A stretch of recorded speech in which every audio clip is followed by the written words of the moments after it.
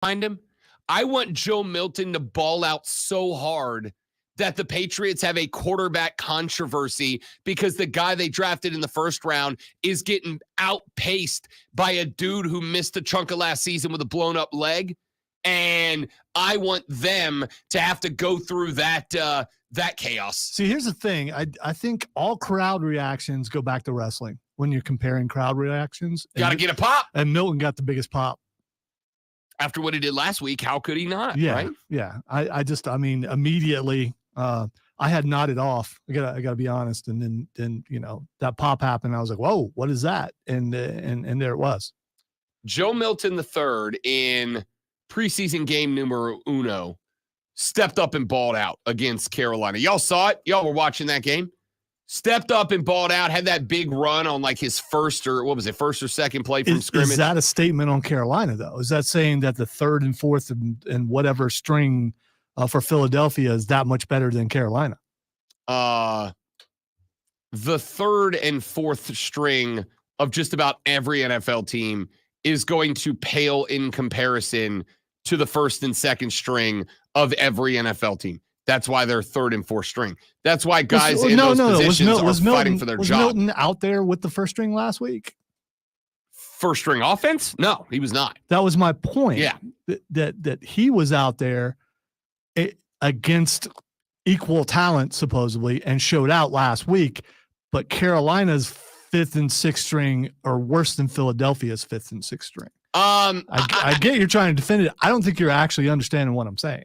No, I think I'm reacting to it in saying third and fourth string guys going up against third and fourth string guys. And this is why I did not spend a ton of time last week talking about Joe Milton and go, oh, look at that. We got a QB controversy in New England, because third and fourth string guys, I do not think even the most prestigious knowers of ball are able to watch the second half of preseason games. You may be able to watch and say like, that guy stands out. That guy stands out. But to be able to say that guy stands out so much that I think that he's projecting upward on the depth chart, that's tough to do.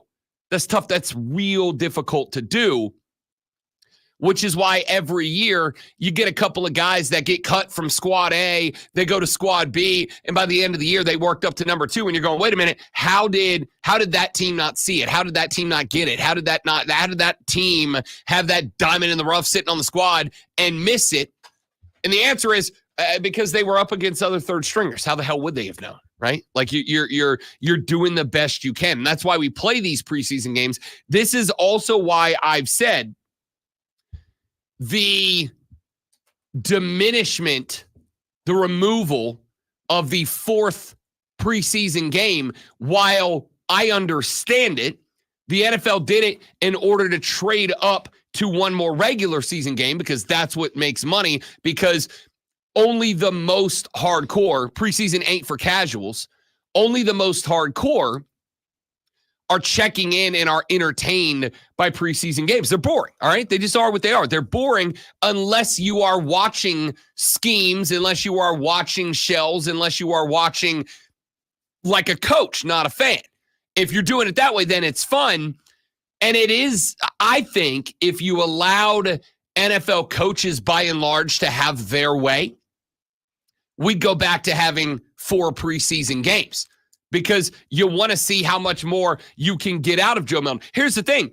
You're right. Billy Zappi is the most experienced quarterback on that roster, but there's 4 dudes on that roster right now. 2 of them seasoned veterans, 2 of them rooks. And teams are only carrying 2 quarterbacks on the active roster and 1 on the practice squad. So New England's got a decision to make.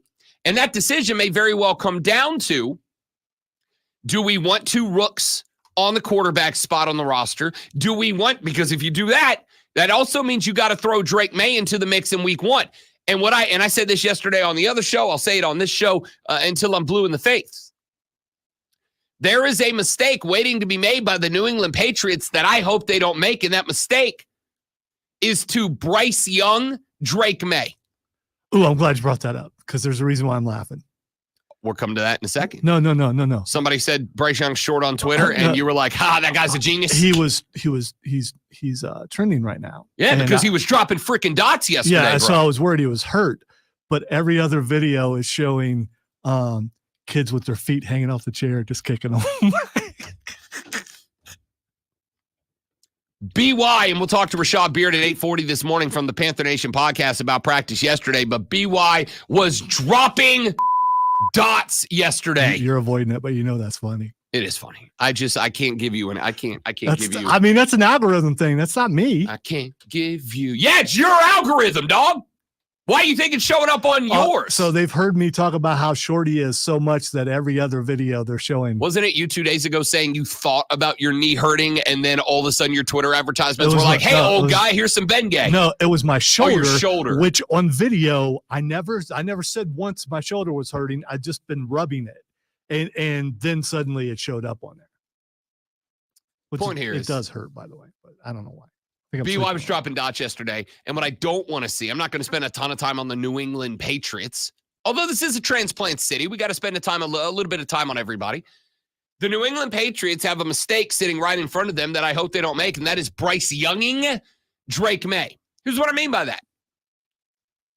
What I don't need to see the New England Patriots do is to throw Drake May out there to the Wolves behind and I've done the research, bad football team, thinking that he is going to be football Jesus in Foxborough, Massachusetts. He's going to save the Patriots from impending doom just by being Drake May. And then you go, oh, you mean if we stick him behind a college level offensive line and give him exactly and precisely zero weapons to work, Ramondre Stevens is the guy that's running in front of him. Quick, you all watched the game last night. Name me a New England Patriot wide receiver today. Just one. Just one. Right, exactly. That guy's a project quarterback. Number 86. Nailed it. Quick, is there a number 86 on the Patriots roster this year? Absolutely. Saw him play a bunch last night. Point is, you throw him out there Here's behind. The point. You don't know if there's not. I don't either. Correct. You throw a bunch of hot garbage out there in red, blue, and silver, and you put Drake May behind that. All of a sudden, that project quarterback, you set him back quite a bit, right? You set him back quite a bit, and you end up in a spot where the guy that could be the answer long-term ain't that no mas. But what do you do in that scenario if you're New England? You got to have a quarterback. So do you go with Jacoby Brissett and you go, you know what, we're going to roll the dice on joining the Lions as an 0-16 team because they've got 0-16 talent. By the way, Kawhi Baker wears 86, plays wide receiver. He's 6'1" and weighs 210 pounds. Gosh, and Lonzo just has that information memorized. That's pretty impressive. I do. I've been learning. I've been watching you. So, I mean, you know.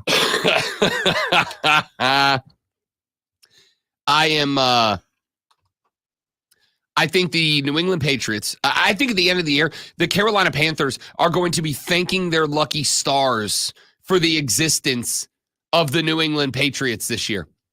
Because I think the Patriots are going to, without a doubt, remove the Carolina Panthers from being the butt of the jokes.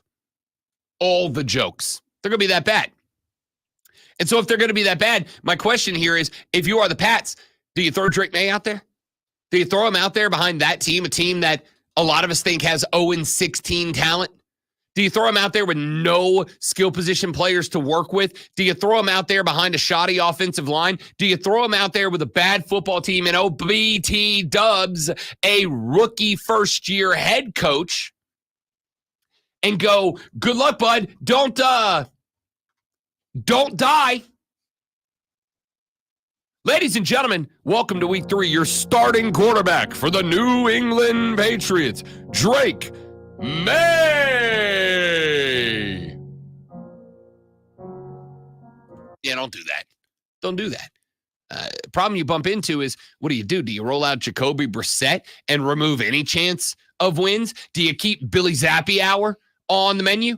Or do you bring up a vet, leave Drake May on the active roster, end up in a spot where when inevitably Jacoby Brissett gets smoked and you got an injured quarterback, do you roll Drake May out there then? Does that help you at all? Or do you put Drake May somewhere and bring Joe Milton III up and be like, hey, if we're going to be bad, let's be bad and weird and let that guy roll around and see what happens. All right, if you were the coach, what would you do? Who would you cut? Who would you put on the practice squad? Because what do they carry? You normally carry two, right? Or do you carry two? Right. You have your emergency third / practice squad guy. So you can keep 3 of the 4. Keep in mind though, you put a guy on the practice squad, he can go play somewhere else too, right? So here's the Joe Milton theory. If I'm looking at Baltimore, right? Or somebody that's got a quarterback that plays that style of football. I put Joe Milton on the practice squad. He might go. He might be gone. He might be gone. And what happens if Joe Milton goes somewhere else and just absolutely lights it up? Not like he did in the first game, but kind of like he did in the first game. I don't know. I think that this Patriots team is in a world of hurt right now, dude. Like all of y'all that sat there and had to watch Tom Brady and the New England Patriot dynasty for as long as you had to watch them. I don't think karma is real, but if it is, the 2024 New England Patriots might be the illustration of it, right? Because this team's going to stink. And they were good for 20 years because of their quarterback. And now I think they're going to be real bad and have no idea what to do with their quarterback. All right. When we come back here in just a minute, you guys, remember how I told all of you back during the draft that the Atlanta Falcons made a great call in drafting Michael Penix Jr., and all of you guys said, whoa, whoa, whoa, whoa, whoa, whoa, whoa, whoa. Whoa, whoa, whoa, whoa, whoa, whoa, whoa, whoa, whoa. They didn't make the defense better, Rob. Hey, guess what? They made the defense better. Picking up another Pro Bowler yesterday. We'll break that down next on the Rob Brown Show in the Fan Upstate. My world. All right, guys. Good morning, Brian. Good morning, Mike. Quick live read. We're back after this. Stay right there.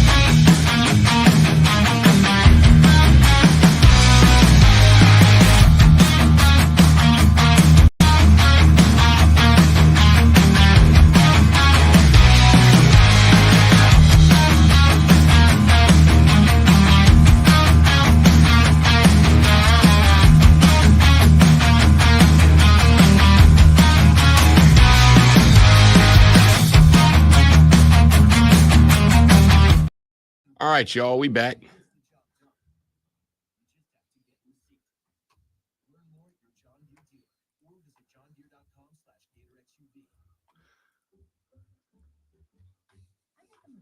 Bum, bum, bum, bum, bum, bum, bum. Whoa, whoa, whoa, whoa, whoa.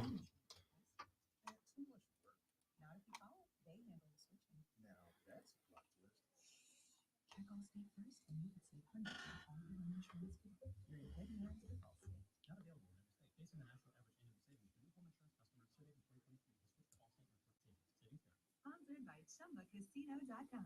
Play social games online for free. Head to ChumbaCasino.com now to join the Chumba fun and experience the thrill of the Chumba life. No purchase necessary. VGW Group. Void or prohibited by law. See terms and conditions. 18+. Can't wait to hear what's next on Wire to Wire with Cole and Diesel.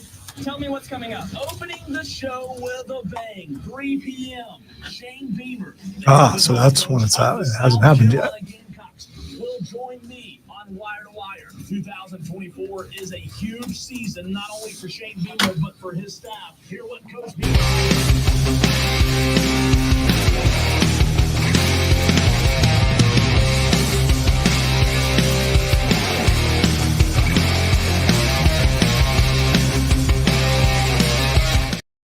But ain't we all?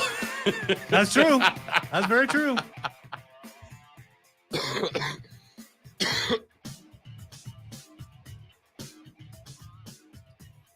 Man, if you're an Atlanta Falcons fan right now, I like football.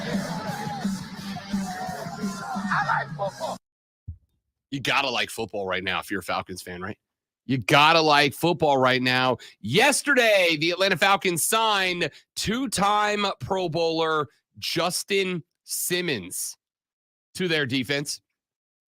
And just like that, the team that all of y'all, Falcons fans, back during the draft period, when they grabbed Michael Penix Jr. to come in and serve as QB2 on this squad, and we will see, I believe, a hefty amount of Michael Penix Jr. coming up tomorrow when the Falcons open up week 2 preseason Saturday at noon. A lot of y'all were real upset. Oh, we had a top 10 draft pick. We needed to ramp up the defense, and we didn't do that. How dumb are we? And I said, whoa. Why don't you hang on a second?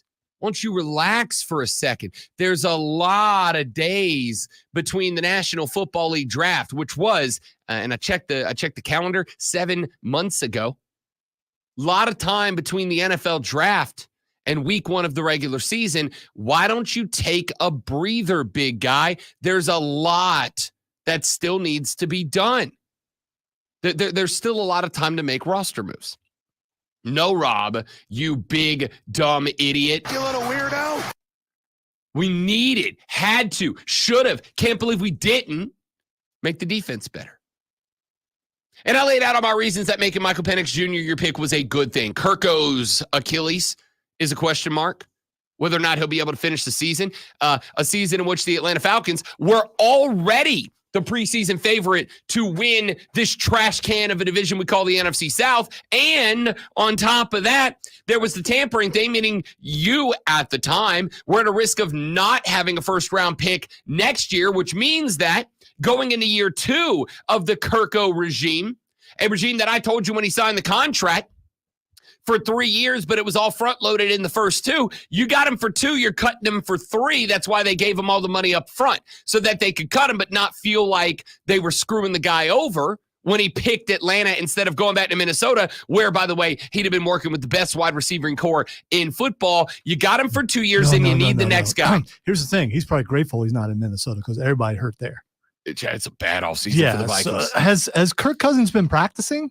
Because I haven't seen anything. I actually haven't seen anything either. I haven't heard anything. Haven't seen, usually there's videos popping up and is he okay? Is he going to be starting the season? Don't know. Good point. My belief, my understanding is that yes, he will be ready for week 1. We will find out.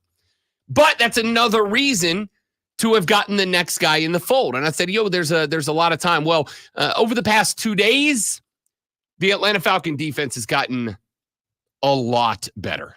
Like a lot better. The Atlanta Falcons went and got, in return for a third-round pick, Matthew Judon out of New England, an exceptional pass rusher, a man who did miss last season with a torn biceps, but the year before that had a career-high 15 and a half sacks on the season and is a pretty good run stuffer as well. Matthew Judon goes in there and fills what was considered by many of you one of the biggest gaps on the Falcon defense, an excellent pass rusher. Now you got the guy. And then Atlanta, Terry Fontenot, former New Orleans Saints assistant GM, a guy that a lot of folks thought the Saints sent over as a sabotage move. Terry Fontenot goes, yo, hold the phone. I ain't done yet. And he goes yesterday and gets Mr. Simmons, Justin Simmons, a two-time NFL Pro Bowler, a man that has more interceptions than any other player in the National Football League since 2016, the best available defensive free agent remaining, and one of the best available defensive free agents of this offseason. Why was he still out there, though? I think that's kind of a concern, isn't it? No, not to me. And the answer is because Justin Simmons was going to go one of two ways. He either wanted fat stacks with a long-term contract because he's 30 years old, or he wanted a very valuable one-year deal, and nobody was willing to meet him in the middle. He wined and dined with my New Orleans Saints a number of days ago. Mickey Loomis and Dennis Allen were trying to talk him into, from what I've been told, a 3-year contract that would have paid him out roughly the same as what the Falcons are giving him per year, except the Falcons gave him one for him to go out this year, get himself a couple of picks, and then try to maybe get a 1-year, $12 million deal somewhere next year. It's an expensive deal. It is a very expensive By deal. the way, video out there of Kirk Cousins practicing throwing balls to Drake London and to Kyle Pitts. Kyle Pitts is going to be a problem. And those in the league this videos year. are like a day old and a couple days old. So Kyle he's Pitts is definitely gonna practicing be recently. a problem this year.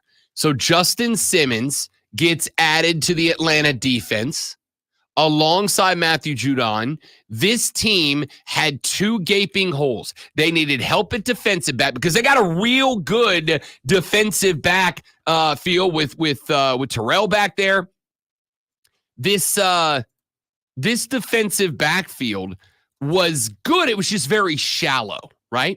Mina Kimes of ESPN said the exact same thing that I said yesterday on You Better You Bet when this signing was announced. Here's what Mina Kimes had to say about the Falcons after the signing of Justin Simmons. Yeah, the Falcons are aiming to win the division correctly. They should be aiming to win the division, not just because the NFC South is very winnable, but because I think this is going to be a very good offense with Kirk Cousins. My questions were almost entirely, aside from Cousins' health, around the defense, and those questions, in part, were answered a bit today. You can talk about the wisdom of signing these players to 1-year deals beyond next year. It looks like Matthew Judon is going to be more of a rental for them. But as far as this season goes, I absolutely love it, Laura. Damian mentioned what a scary safety duo now this is with Simmons and Jesse Bates, who was absolutely fantastic this year. This Falcons defense last year played a ton of man coverage under the previous defensive coordinator, Ryan Nielsen. And in Bates and Terrell, they had the pieces to do that, but they didn't really have the pass rush. Now, hopefully, they do with Judon. And in doing so, you're going to have opportunities for Simmons to get his hands on the football. I really like how these players fit into the defense we saw last year. And if they can build on that, really all they have to do is be average, I think, for this team to win the division. Yeah, that's it. They were already my favorites to win the division. They were already the team that I would have put dinero on to win the trash bag of a division that is the NFC South. Now they are for sure that. So everybody that got real big mad at the Michael Penix Jr. selection, everybody who got mad at that selection, I think every one of y'all owes Terry Fontenot and the Atlanta Falcons an apology. If you are a Falcons fan who was backing the bus up over Terry Fontenot and your administration, I think right now you owe them an apology. I think right now you need to send an edible arrangements courtesy of Terry Fontenot to the Atlanta Falcons HQ, because you just went from we got to make our defense better to arguably the best defense in this division. If you're a Falcons fan that was busting them up, you better be saying I felt like an idiot right now.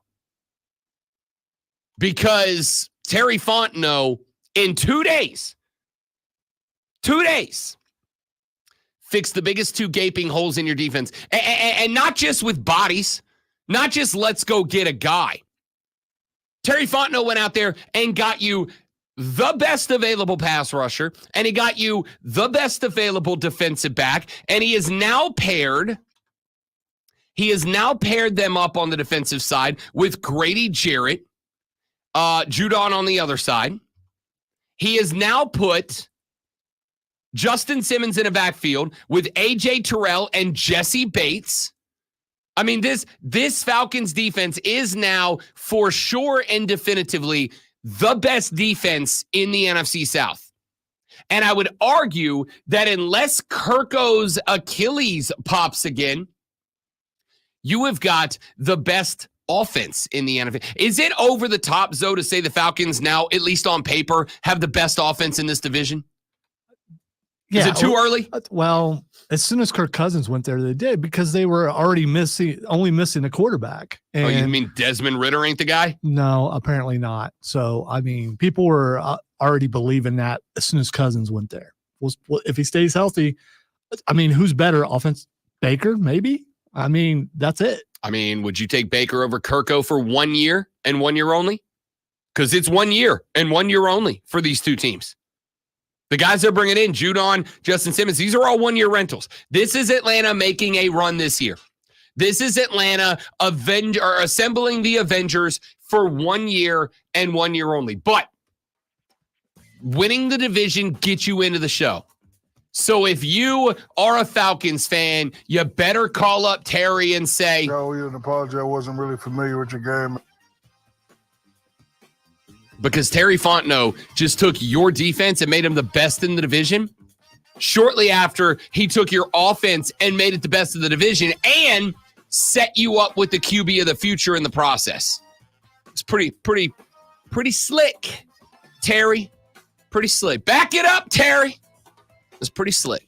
Back after this on the Rob Brown Show in the Fan Upstate.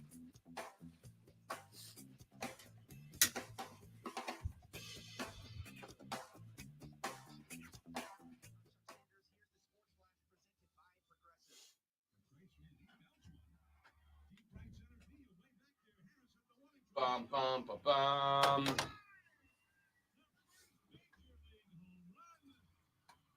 Tracy, I wish you the best of luck with that prediction. Bears to the Super Bowl. You good, bud? You all right over there? Feeling it a little bit. What do I have on the baseball schedule today? Oh, another thin schedule. Oh, no, it's a good one. I was looking yesterday.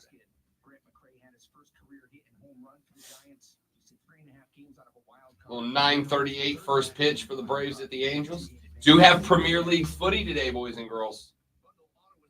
Pretty pumped about that. Man United and Fulham at 3 o'clock. Welcome back, Premier League. Sorry if you got some belly there, but also you're welcome.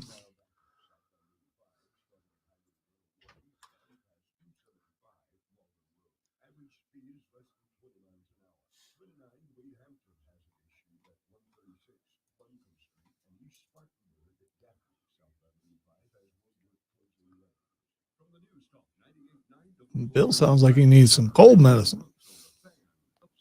If you are dealing with joint pain from arthritis or an old sports injury or just life in general, you know that constant pain can take away so many of the things that you love about life. But there is good news. Hey, it's Rob Brown. There are effective ways to deal with that pain, and I am not talking about drugs or surgery. I am talking about QC Kinetics and their cellular cellular therapies that can get you lasting relief. QC Kinetics uses cutting-edge treatments that accelerate your body's own healing properties, relieving and revitalizing. I can go with the hat today, but I'm not getting the wave I need to be getting up here. It's a little flat today. Because you didn't put any product in it. I didn't. I got out of the shower and then I just took off. Professionals are ready to help you with this regenerative, restorative cellular therapy that is the future of medicine, and they are ready to help right now. Call for a free consultation at 864-448-3772, 864-448-3772 in Greenville and Asheville, 864-448-3772. It's QC Kinetics. Bridge Nonprofit invites you to the Disability Resource Expo on August 25th at the Kroc Center. This free event connects attendees with providers, state disability agencies, valuable resources, and information. Presented by Odyssey and the South Carolina Developmental Disabilities Council. With T-Mobile, you can get tons of benefits and still save on every plan versus AT&T and Verizon. Because nobody likes having to choose. It's like getting romance and sci-fi. Jane, I went to trim the beard yesterday, I'm a robot. and as I went to run the trimmer with the guard through it, right as I got to here, I realized that I had used the wrong guard and it was short, so now I had to go with the real short trim. And I don't know how I feel about it. I feel like I'm gonna went too thin. I got a white trash beard, so I don't really have any room for error. You know what it did? It shows how much weight you actually lost because it makes your face look very skinny. No, it does. It really does. I mean, I'll take it. I just wish I had a better beard. It's not a good beard.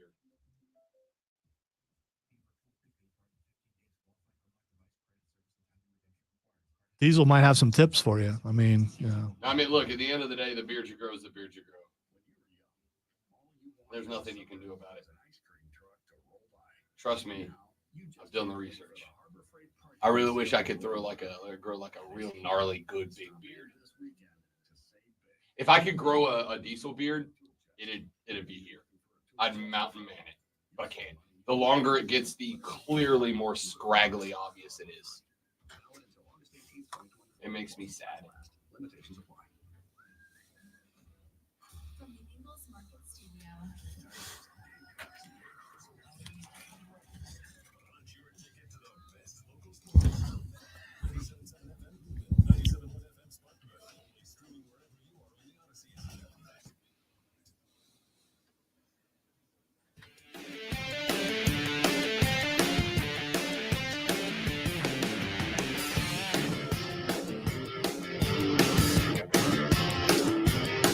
So there was an interesting editorial that I saw yesterday and I wanted to get to.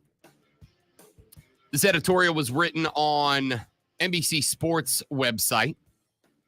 Found it last night as I was laying my angelic head down for a night of slumber. And I was scanning the internet, doom scrolling as the people do.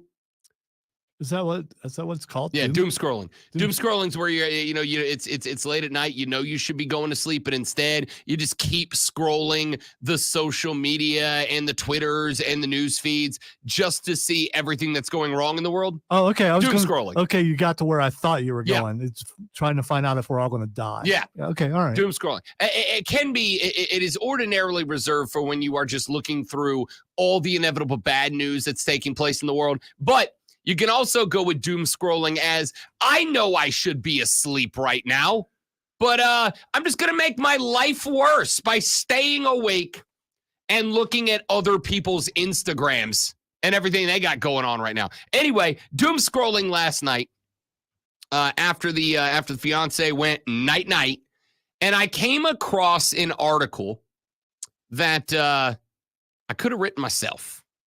Kind of wish I did. The article's headline is analysis. Austin Dillon crossed the line without NASCAR specifying where its line actually is. The author of this article began this article by saying, quote, NASCAR says Austin Dillon crossed the line in his slam bang victory at Richmond Raceway. So what and where is that line? By NASCAR's own admission, we still don't know precisely. And that's very fair. Remember, when I said back on Monday, Tuesday, when this story came out, right? When we were addressing the Cookout 400 victory of Stone Cold Steve Austin Dillon. Austin 316 says, I just spun your ass. When we were addressing it, there was a wide spectrum of views that came about. One of them was, glad to see the 3-car being treated like the 3-car again. What would Dale do? Exactly what Stone Cold Steve Austin Dillon did. That's what, brother. And then there was the other side, which is, hey, Rubin's racing. Which, don't get me wrong, Rubin's racing. I agree with that entirely. But then there's the other side of the spectrum. Where's the difference between rubbing, bumping, shoving, and intentionally wrecking? Where's the line? And I said the problem you're going to have with this is that is a subjective definition.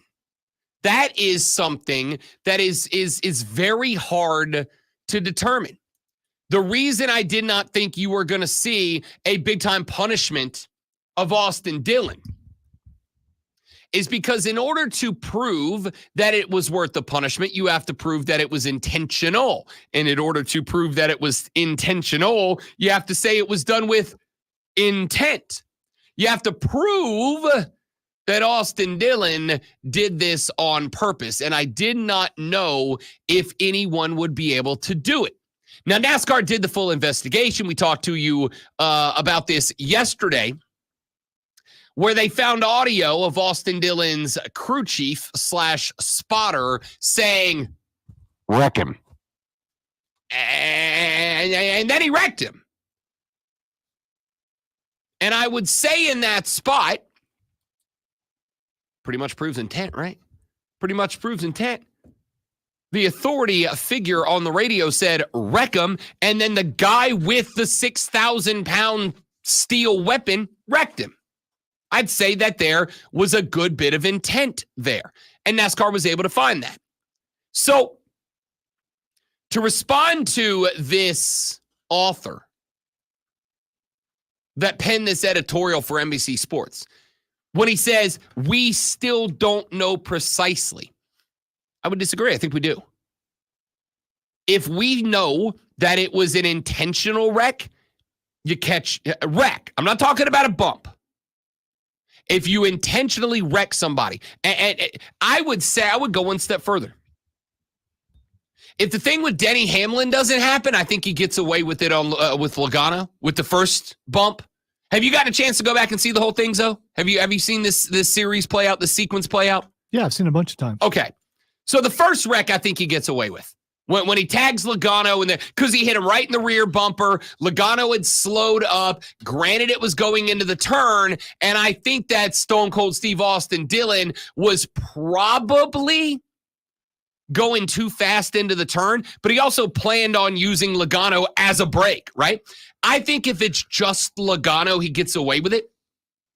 But that fact that he then collected Denny Hamlin and had to move down the track, had to angle the car down to do it, and he got told wreck him, I think all those things stacked together is ultimately what did in Austin Dillon and cost him his playoff berth. So when I look at how this thing played out, the thought that I had was, if it was just the first wreck, Austin Dillon's fine. If it's just the second wreck, I'm not entirely sure if he's good, because that one was the one that you go, all right, dog, come on. You know what you did. You know what you did. And then when we got the audio back and you heard the spotter say wreck him followed by he wrecked him, I would say at that point you can go, yeah, you had intent. You did this intentionally. Now, I don't think the editorialist in this question, by the way, the reason I keep saying that is because NBC Sports put this up, but they did not attach a writer to it.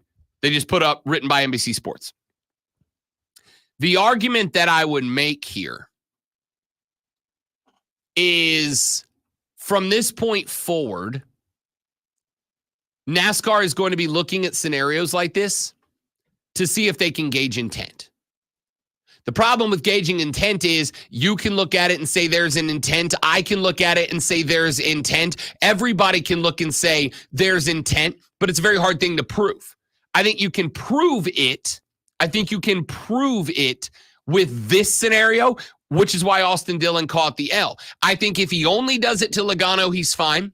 I think if he only does it to Hamlin, he's fine. And if he only does it to one of them and the spotter doesn't say, wreck that guy, then he's probably fine. But all of those things together, I think it's fair to say we know that what Austin Dillon did was done out of desperation with intent. And while I absolutely believe rubbing is racing, it's a contact sport. Guys are going to throw cars into other cars, and that's part of the game. I'm not trying to remove it. In fact, quite the opposite. I think that's good for the sport. That is one of the things that's entertaining. There is a difference between a bump and run and putting a dude into a wall at $125 out of turn 4. There is a difference there. It is the difference in letting NFL players tackle, hit, be violent, and allowing NFL players to knock dudes directly in the noggin. One of those is very clearly bad. All right, one thing I don't understand about the evolution of NASCAR, why don't they have code words, phrases, or numbers now instead of just saying wreck 'em? And it would seem, I don't know, if you say blue, wreck 'em, or if you say 37, wreck 'em. Danger, danger, danger. Exactly. I mean, instead of just saying wreck 'em, you think they would be smart enough to come up with a code word so that couldn't be admissible anymore. I'm honestly, at this point, I'm sure down the line, they would likely do that now that NASCAR determined that, and again, NASCAR didn't directly say this. I am inferring this on my own. But NASCAR, to me, kind of indirectly said, the spotter saying wreck 'em, and then the wreck 'em, that, to me, is probably what pushed this over the edge. I think if any one of the three things don't happen, if the Logano wreck doesn't happen, but the Hamlin wreck and the spotter happen, I think Austin Dillon might get away with it. If the Logano wreck does happen, but the Hamlin wreck doesn't happen and the spotter says wreck him, I think he's fine. And if the Logano wreck and the Hamlin wreck both happen, but the spotter didn't say wreck him, I think he's fine. But I think all three of those things together, we talked about this on Tuesday, the concept of circumstantial evidence, right? A piece or two of circumstantial evidence is not enough to convict somebody, but like 15 or 16 pieces of circumstantial evidence are. If there's a bank robbery that happens and you're found standing outside of the bank when the cops show up and you happen to have a bunch of cash in your back pocket, that's circumstantial. You might carry cash around all the time and you just happen to be going to the bank. But if you happen to be standing there and you happen to have a bunch of cash on you and you happen to have a gun on you, even if you're concealed carry and allowed to be carrying it, you happen to be have a gun and a wad of cash standing outside of a bank right after an armed robbery. And oh, by the way, it turns out you're wearing a black shirt. And so was the right. Okay, this is all circumstantial. You might just be happening to wear a black shirt. You might just happen to be a concealed carry permit holder. You might just happen to be a guy who carries. All of these things are circumstantial. But when you stack all of them up and then put it next to what happened, at some point you go, yeah, that's too much circumstantial. Oh, these things can't all be circumstantial, coincidental. And that's kind of what I think happened here is you got wreck 1, you got wreck 2, and you've got the spotter saying wreck him, and then you wrecked him. I'm being real careful now because you get it. Thanks, Russ, man. You got all these things laid up next to each other, and they all happen bang, bang, bang, bang, bang, bang, bang, bang. It's not circumstantial anymore. So I think we know what the line is to the author of this article. The author of this article needs to know the line is when you declare that it is intentional and there is so much circumstantial evidence that you can no longer doubt that it is coincidental or circumstantial evidence. When you look at it, you go, yeah, no, that's, you did that bleep on purpose, bud. That's where the line is. And you can't draw it hard in the sand because every situation is going to be different than every other situation. No two races are ever going to be the same. In football, a hold's a hold, and every hold's going to be different. But at the end of the day, there is a set of rules that say, if this, then hold, if this, not. In NASCAR, every race and every wreck is going to be different. Every race and every wreck are going to look different, be handled different, happen at different speeds on different parts of the track. So you can't put bracket parentheses of if X, then Y. If this happens, then it's intentional and a punishment. And if it doesn't, then it's not. You got to go case by case with NASCAR. And if I'm going case by case with NASCAR, I'm going to look at this case and go, you wrecked one, you came down the track and wrecked two, and your spotter said, wreck them, and then you wrecked them. Yeah, you're taking one for this. You're taking one for this. So I don't have a problem with it. I think it was handled the right way by NASCAR. I was ready to, when they announced the punishment, I was ready to jump all over NASCAR for doing too much. But then once I heard the audio of the spotter saying, wreck him, I was like, oh, that's it. You're cooked. You're cooked. That's not circumstantial anymore. That's definitive. So I got no problem. I think NASCAR handled this the right way. Let him keep the win. Let him keep the prizes. Take him off the playoffs, because the only reason he did all this was in order to get that playoff bid. So take away the thing that mattered most. So now guys know if they drive like that down the stretch, that playoff win ain't guaranteed. So there's really no point in driving like that down the stretch. I think this was handled really well by NASCAR. You know what else is going to be handled really well? This Sports Flash file. You know what else is going to be handled really well? This Sports Flash by Lonzo. I'm giving you a no rectum guarantee. Are you going off the screen now? I have to. Oh. Because the printer's messed up. Okay. The Atlanta Braves took the first three of a 4-game set against the San Francisco Giants, but couldn't complete the sweep, getting shut out 6-0 yesterday. Max Fried was tagged with a 7th loss after giving up 3 runs through 5.1 innings. Atlanta's offense recorded just 4 hits and 1 walk in the contest. Atlanta is now 64-57, 7 games back of Philadelphia in the NL East. Clemson head coach Dabo Swinney announced yesterday that Clemson has lost 3 players for the season to injury. Offensive lineman Watson Young suffered a torn ACL. Cornerback Miles Oliver is fighting an injured pec and ACL. And offensive lineman Ian Reed has a knee injury. Make sure you tune in this afternoon from 3 to 7 p.m. for a brand new local show, Wire to Wire. Cole Bryson Dees will get you up to date on the latest local and national sports news. Great guests, great debate, a whole lot of fun. Wire to Wire.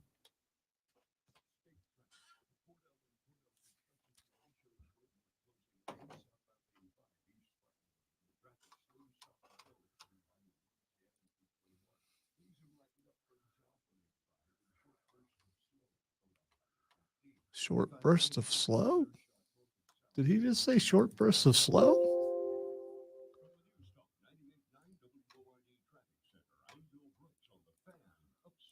Running a small business is no small task. At HomeTrust Bank, we work hard to prepare businesses for whatever tomorrow may bring. Your dreams are our business, and we have local experts who can help you plan for a successful future. Dependable guidance you need, and service you'll appreciate. You need to send in edible arrangements courtesy of Terry Fontenot to the Atlanta Trust branch or anytime at htv.com. Member FDIC. Hey, hungry for lunch? Head to Three Friends Bar and Grill. Enjoy made-from-scratch salads, sandwiches, and burgers. Watch the game while savoring our fresh, never-frozen dishes. Visit us in the Public Shopping Center on Wade Hampton or in Boonville. Check out our full menu at threefriendsbar.com. Spring is here, and the best upstate deal on golf is on sale now. The 2024 Upstate Golf Card gets you a round of golf at 7 premier upstate courses, and it's only $80. Order at theupstategolfcard.com. 7 rounds of golf for only $80. Upstategolfcard.com. Paladin fans looking for a great deal on Furman football, then check out the Furman Football Family Plan presented by Pepsi. 4 season tickets, 1 season parking, 4 Furman hats for just $420. The plan is perfect for families to enjoy the excitement of Furman University football together. Additional tickets tickets can be purchased for $105 each. Don't miss out on this amazing deal and experience the Furman Fan Zone prior to kickoff. Purchase tickets or get more info at FurmanPaladins.com. Mad World Haunted Attraction is having the biggest ticket pre-sale of the year. All tickets will be 35% off for one day only on Friday, August 16th. Grab your Mad World tickets for the season on our website. Don't miss your chance to save big at madworldattractions.com. This is the story of the one. As a facility technician installing a new welding station, he knows getting the ventilation right is critical for safety. That's why when questions arise, there's Grainger. Grainger offers detailed technical product information online at his fingertips, so it's easy to find what he needs. Because when it comes to safety, having answers means he and his people can breathe a little easier. Call, click Grainger.com, or just stop by. Grainger, for the ones who get it done. Hi, welcome to Staples. Yeah, my daughter needs a laptop for college, but I need to watch the budget. Well, Staples hot deals on tech are backed by a price match guarantee, so our prices won't be beat. Great. I can't believe she's starting college. She'll be great. I know. Oh, let's get you a great deal on a laptop. Save big on tech for school at Staples. Now get up to $300 off select PCs and take 24 price match guarantee valid within 14 days of purchase. Exclusions apply. For details, visit staples.com/price match. This is Cole Bryson. Yeah, I realized it after the third time what I was saying, and High school football season I was too committed at that point. Covers in the upstate. Tune into the Saturday morning scramble each and every Saturday beginning August 17th. We will have instant reaction interviews from players and coaches, and we will take your phone calls. Join me and Alex Guest beginning August 17th from 10 a.m. on 97.7 FM in Spartanburg, 97.7 FM in Greenville, and on the free Odyssey app. All brought to you by Founders Federal Credit Union and your local Eagles. Your morning jolt of sports. It's the Rob Brown Show. With Florida State, the narrative is they lost too much talent to be good. The counter to the narrative is, yeah, but Mike Norvell has built 3 consecutive real good rosters out of the portal. How many people last year called Florida State to be a playoff team? None of us did. None of us did. Shut up, Palazzo. Who asked you? Don't hit snooze. The Rob Brown Show. Now morning 6 to 10 on the The Fan Upstate. WORD Spartanburg. New life. First break. New life, first break. What do you think about Nicolas Cage playing John Madden? Yeah, we're going to talk about that. That's Okay. on the prep sheet. Okay. For All right. sure.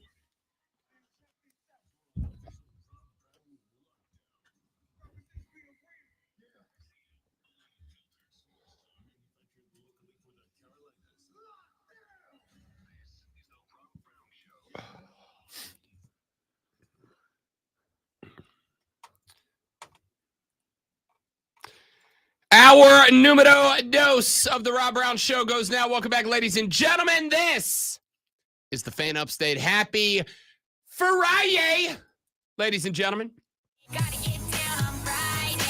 Just the one part from Rebecca there. It would have worked, but that wasn't up. So I mean, Gotta get down on Friday. Friday. Let's get it. Let's have some fun. 3 hours of the show remaining here on this Friday. Gotta get down on Friday morning.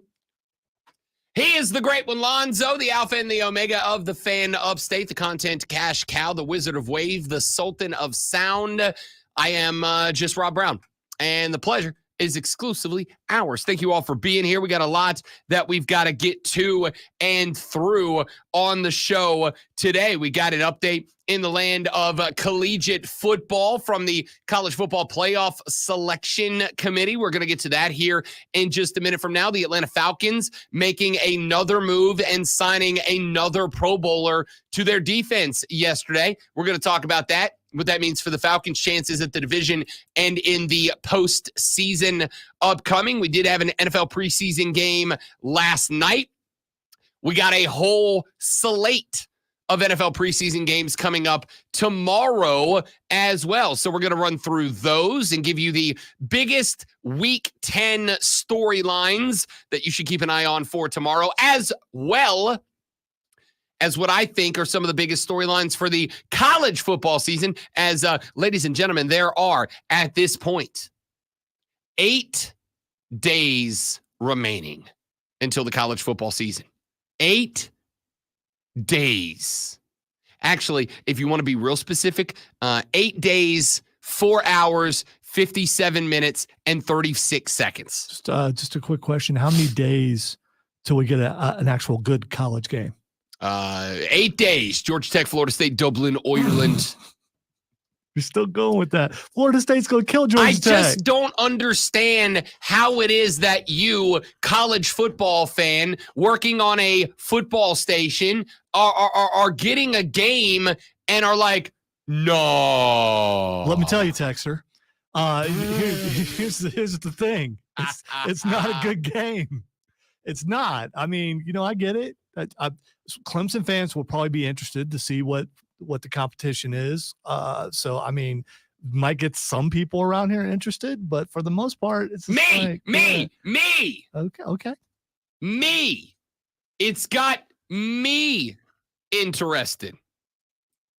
So I will let you, the guy who continues to protest about week 0 and not having a good game on it. Yeah, that's me. All right. I'll continue to do that. If there's at least one good game, in my opinion, one good game, then I'd be excited about it.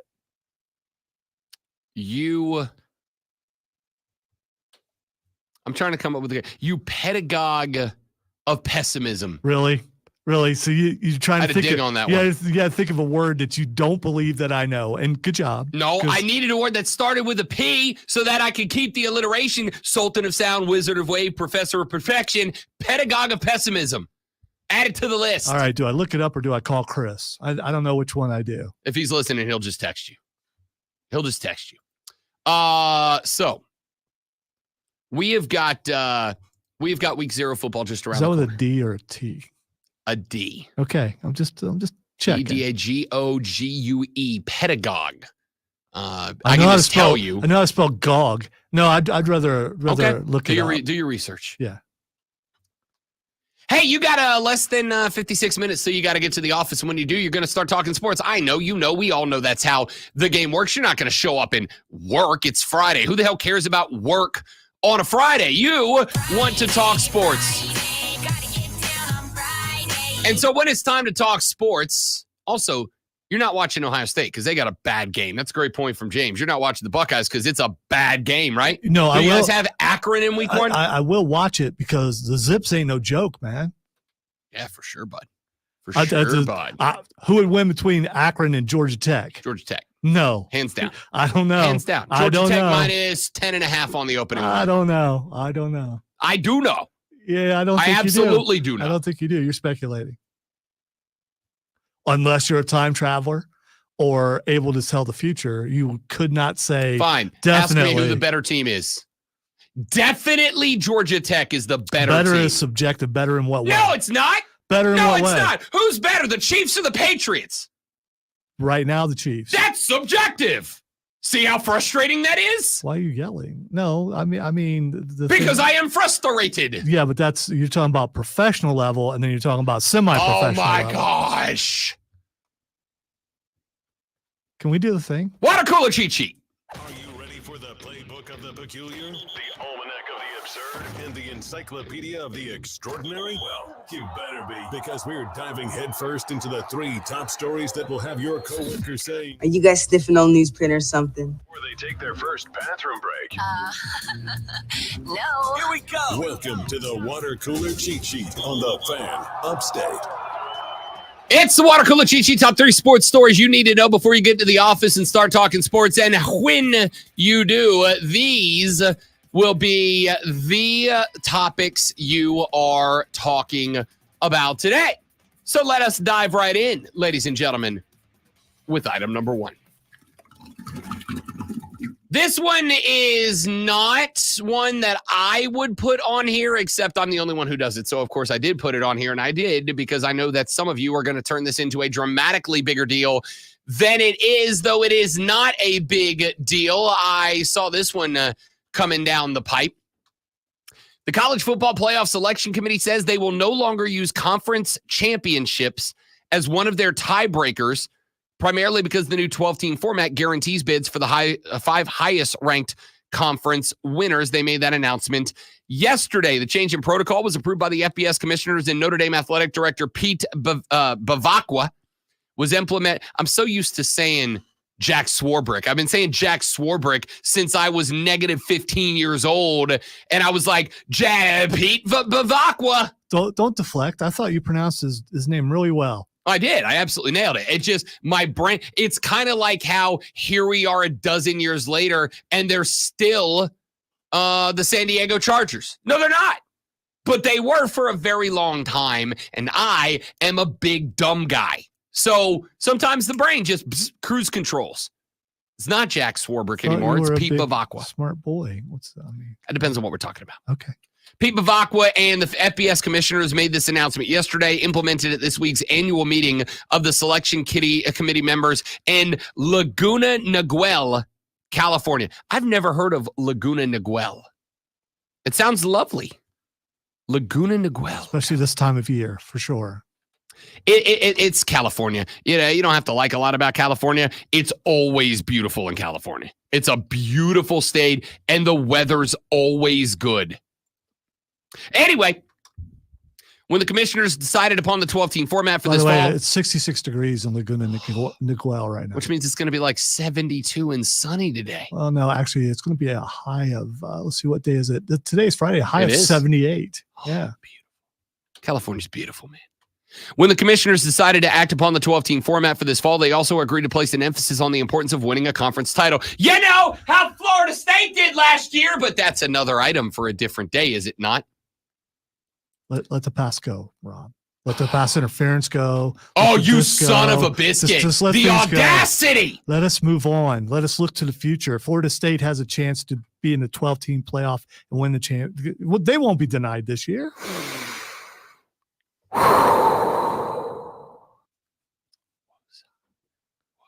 I got him off in time. Man, I hate that. They decided to get rid of the emphasis on the conference championship and to keep the emphasis on winning your conference championship as long as you're one of the conferences they like. If you're not, screw you. Take it another notch, all right?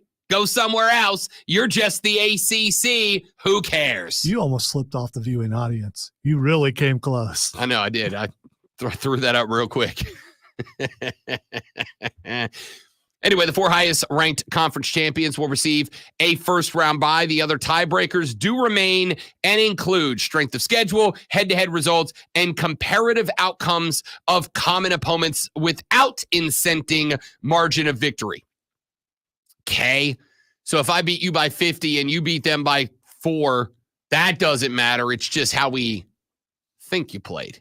Cool. Fun story. Awesome. Fantastic. That way, can I tell you what this is all about? And oh, by the way, don't think for a second I'm going to make a real bad decision on the radio today. And I'm going to go ahead and warn you in advance. Yeah, you've never done that before. No, this one's going to be towards the top of the list.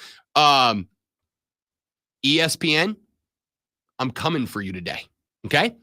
I thought about this long and hard last night. I'm like, do I flame ESPN for what they did today? And I thought about it, and I thought, I don't necessarily want to start a war and get in trouble. The answer is yes. Yes, I do. Yes, I do. ESPN, I'm coming for you today. All this does, ladies and gentlemen, all this does is open the door for the playoff selection committee to further decide, well, we subjectively think that this team's better than this team, and get rid of any obstacles that prevent them from putting the most television-friendly teams into the playoff over teams that aren't so much that. I'll circle back around to this later on, but that is a massive change in the college football playoff format. Let's get to item number 2. The National Basketball Association released its 2024-25 schedule yesterday. There are some highlight matchups to keep an eye on. The season will open October 22nd at 7:30 p.m. when the reigning, defending, undisputed NBA champions, the Boston Celtics, not only get their season started, but get their season started by taking on a team that is considered by many to be the biggest threat out of the East, the New York Knickerbockers. That game will be on the 22nd of October, but there's plenty of other big matchups that first weekend. The Phoenix Suns will take on the Clippers. They will open the Intuit Dome, and it's crowd-friendly design. I'm actually really excited. But it's been a long time. I don't think I've ever been excited about a basketball arena before. Well, Timmons Arena, because Furman's doing a kick-ass job with that. But like with an NBA, I'm like, all right, it's a good arena. I went to Charlotte, so I was like, yeah, this is cool. Didn't get excited about it, but I'm like, it's a great arena. I'm kind of intrigued to see how the Intuit Dome is going to translate, including the wall. Have you heard about the wall? The wall is awesome. Basically, behind the baskets, they are going to have standing crowd rooms, like a college football stadium. But so they built it to where the fans are standing, like it's a standing, and then the next set of fans is like above them, and it's almost built straight up, so that when you look at the basket, it looks like a straight up wall of fans straight up in the air. No. It looks awesome. That sounds dangerous and scary. I'm all in. Make watching sports in person great again. All right. San Antonio Spurs at Dallas Mavericks on the 24th. Victor Wembanyama gets Luka Doncic in those two teams' first matchups. November 12th, we got the Mavs at Golden State Warriors. That's the first rematch that we are going to see of a pair of teams that have got some bad blood now, as Clay has moved over. Philly and the Clippers on November 6th. Paul George making his move over to Philadelphia. Going to get his first run back at his old team. And Brooklyn and New York. That has become a fun little rivalry. The Knicks and the Nets going at it in a home team matchup on November 15th. We get our first NBA Finals rematch on January 25th when Boston and Dallas get at it. Denver and Minnesota in a conference finals rematch. Orlando at Cleveland November 1st. That is a divisional matchup. The Pacers and the Knicks. And now everybody healthy for the fingers crossed. That game's October 25th. But if everybody's healthy. Are you talking about the Sirs? Not only the Sirs, but starring Isaiah Livingston. Cool. Famously on the Olympic team this year. Well rested. And then we got our Christmas lineup. San Antonio at New York, Minnesota at Dallas, Philly at Boston, Lake Show at Dubs, and Denver at Phoenix is your Christmas Day special this year from the NBA. Which no one will watch. Because it's up against NFL. I mean, get more TVs, noob. Get more TVs. You are not obligated to have just one TV, and you have my permission to get another one. I'm just saying the casuals are going to be us casuals going to be watching football. Again, you can watch both. I believe in you. I have multiple TVs. There you go. But football is more important. So NBA Christmas basketball. Can't wait. It's always good. And finally, and very quickly, item number 3. Now I went back and forth. What do I put on here? Premier League soccer starts up today. Manchester United and Fulham going at it at 3 p.m. as the Premier League kicks off today. Excited about that. Atlanta signs another Pro Bowler to the defense. That could arguably be on the water cooler cheat sheet today. No doubt about that. Major League Baseball potentially making a huge change to the rules for starting pitchers next year. And we are going to talk about that in a little while. I went with all those things. And I thought, what do I make item number 3? And then I found it. Then I found what must definitively be item number 3 and will absolutely make for a full segment later in the show. And that, ladies and gentlemen, is a massive announcement from the world of sports entertainment. No, not professional wrestling, though there's plenty of that, as we are now, 8 days away from our next PLE. The story that must be brought up here is item number 3. Nicolas Cage will be the actor that portrays John Madden in an upcoming Amazon biopic. Also, biopic or biopic? It's biopic. See, I thought so too. Yeah. And then yesterday I was watching a bunch of YouTube channels because I'm a millennial. Shut up. It's what we do. And I saw a bunch of people saying biopic. And I'm like, that makes sense. That makes sense, but it's biography. See, picture. I thought it was biopic, but I heard a lot of people yesterday say biopic, and I was very confused. I've always heard biopic. Biopic sounds like something you have done on your third toe. It does. Yeah, I don't know. Biopic sounds like there's tests involved. Yeah. And not pen and pencil kind. Yeah, and you're waiting to hope the results come back negative. Yeah. I thought it was as biopic, but I heard a lot, or biopic, or biopic, but I heard biopic a lot yesterday. It confused me. Anyway, point is the story of maybe the most iconic voice in the history of National Football League football is going to be portrayed by the absolute GOAT, the Tom Brady, the Michael Jordan, the Wayne Gretzky of acting, Nicolas bleeping Cage. You know, I had a long discussion with the boss yesterday about cadence and delivery. Oh, so I'm in trouble. Got it. No. We were talking about something else. And he's like, I don't know what you're talking about. This is a perfect pairing from a cadence point of view. Nicolas Cage's delivery, I think he can handle talking like Madden. And I don't think it would be that much of a stretch because he already has that kind of cadence.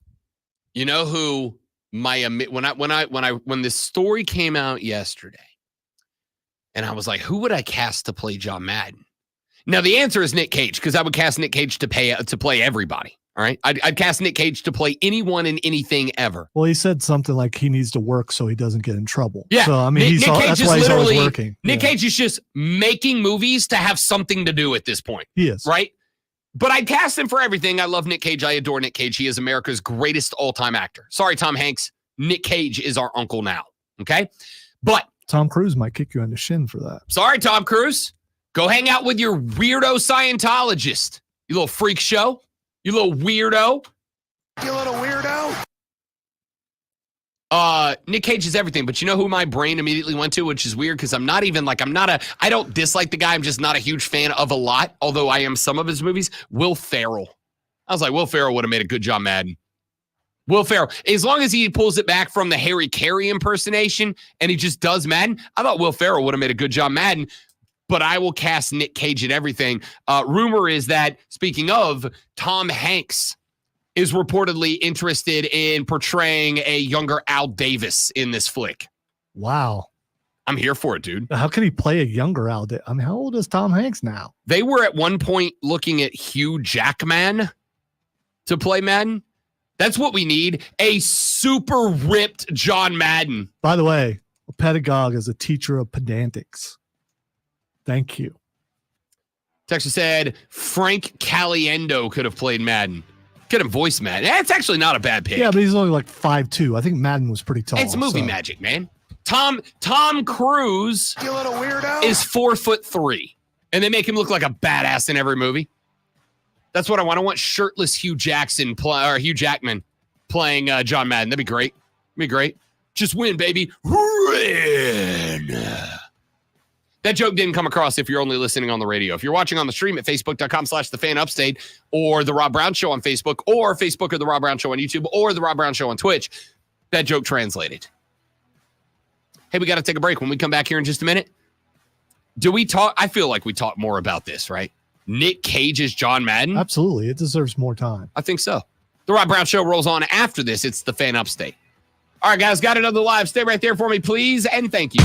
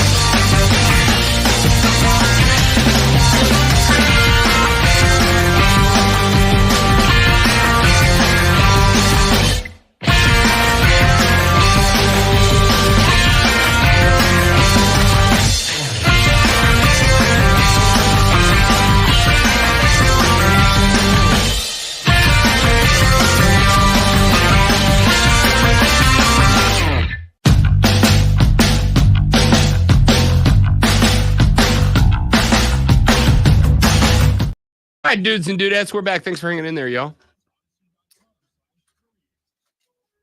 John Daly would be a great Madden if he could act. He'd have to shave that magnificent beard that he's rocking at the Hooters nowadays. They should have Frank Caliendo play Madden. He has the voice and delay. Just a movie where Frank Caliendo plays every character. I'm here for it. If Tom Hanks can do a whole movie talking to a volleyball, he could play anything. Here's a fun fact. I actually never saw Castaway. Me either. I didn't have any, there was no adverse reason to it. I'm not a contrarian. It just never popped up on the radar. Like most movies that I see are either because I really want to see that movie or because someone I'm with and or around really wants to see the movie. And I'm like, all right, whatever you want to watch, I don't care. And that movie, for whatever reason, just it's never popped up on the radar. There's never been a movie night where I'm like, what about Castaway? It's never been when you decide you're going to watch a movie, how do you pick the movie? Because the fiance and I, we just like pick a streaming service, open it, and scroll. And then we just find something and go, that looks good. Let's watch that. Yeah, an hour later, I'm still looking. Yeah. It's like there's been those nights. It's like, okay, that looks cool, but let me see if I can find something else. And you just keep going. We have had movie nights that eventually ultimately turn into trailer night. We just watch the trailers of 75 movies and never pick one.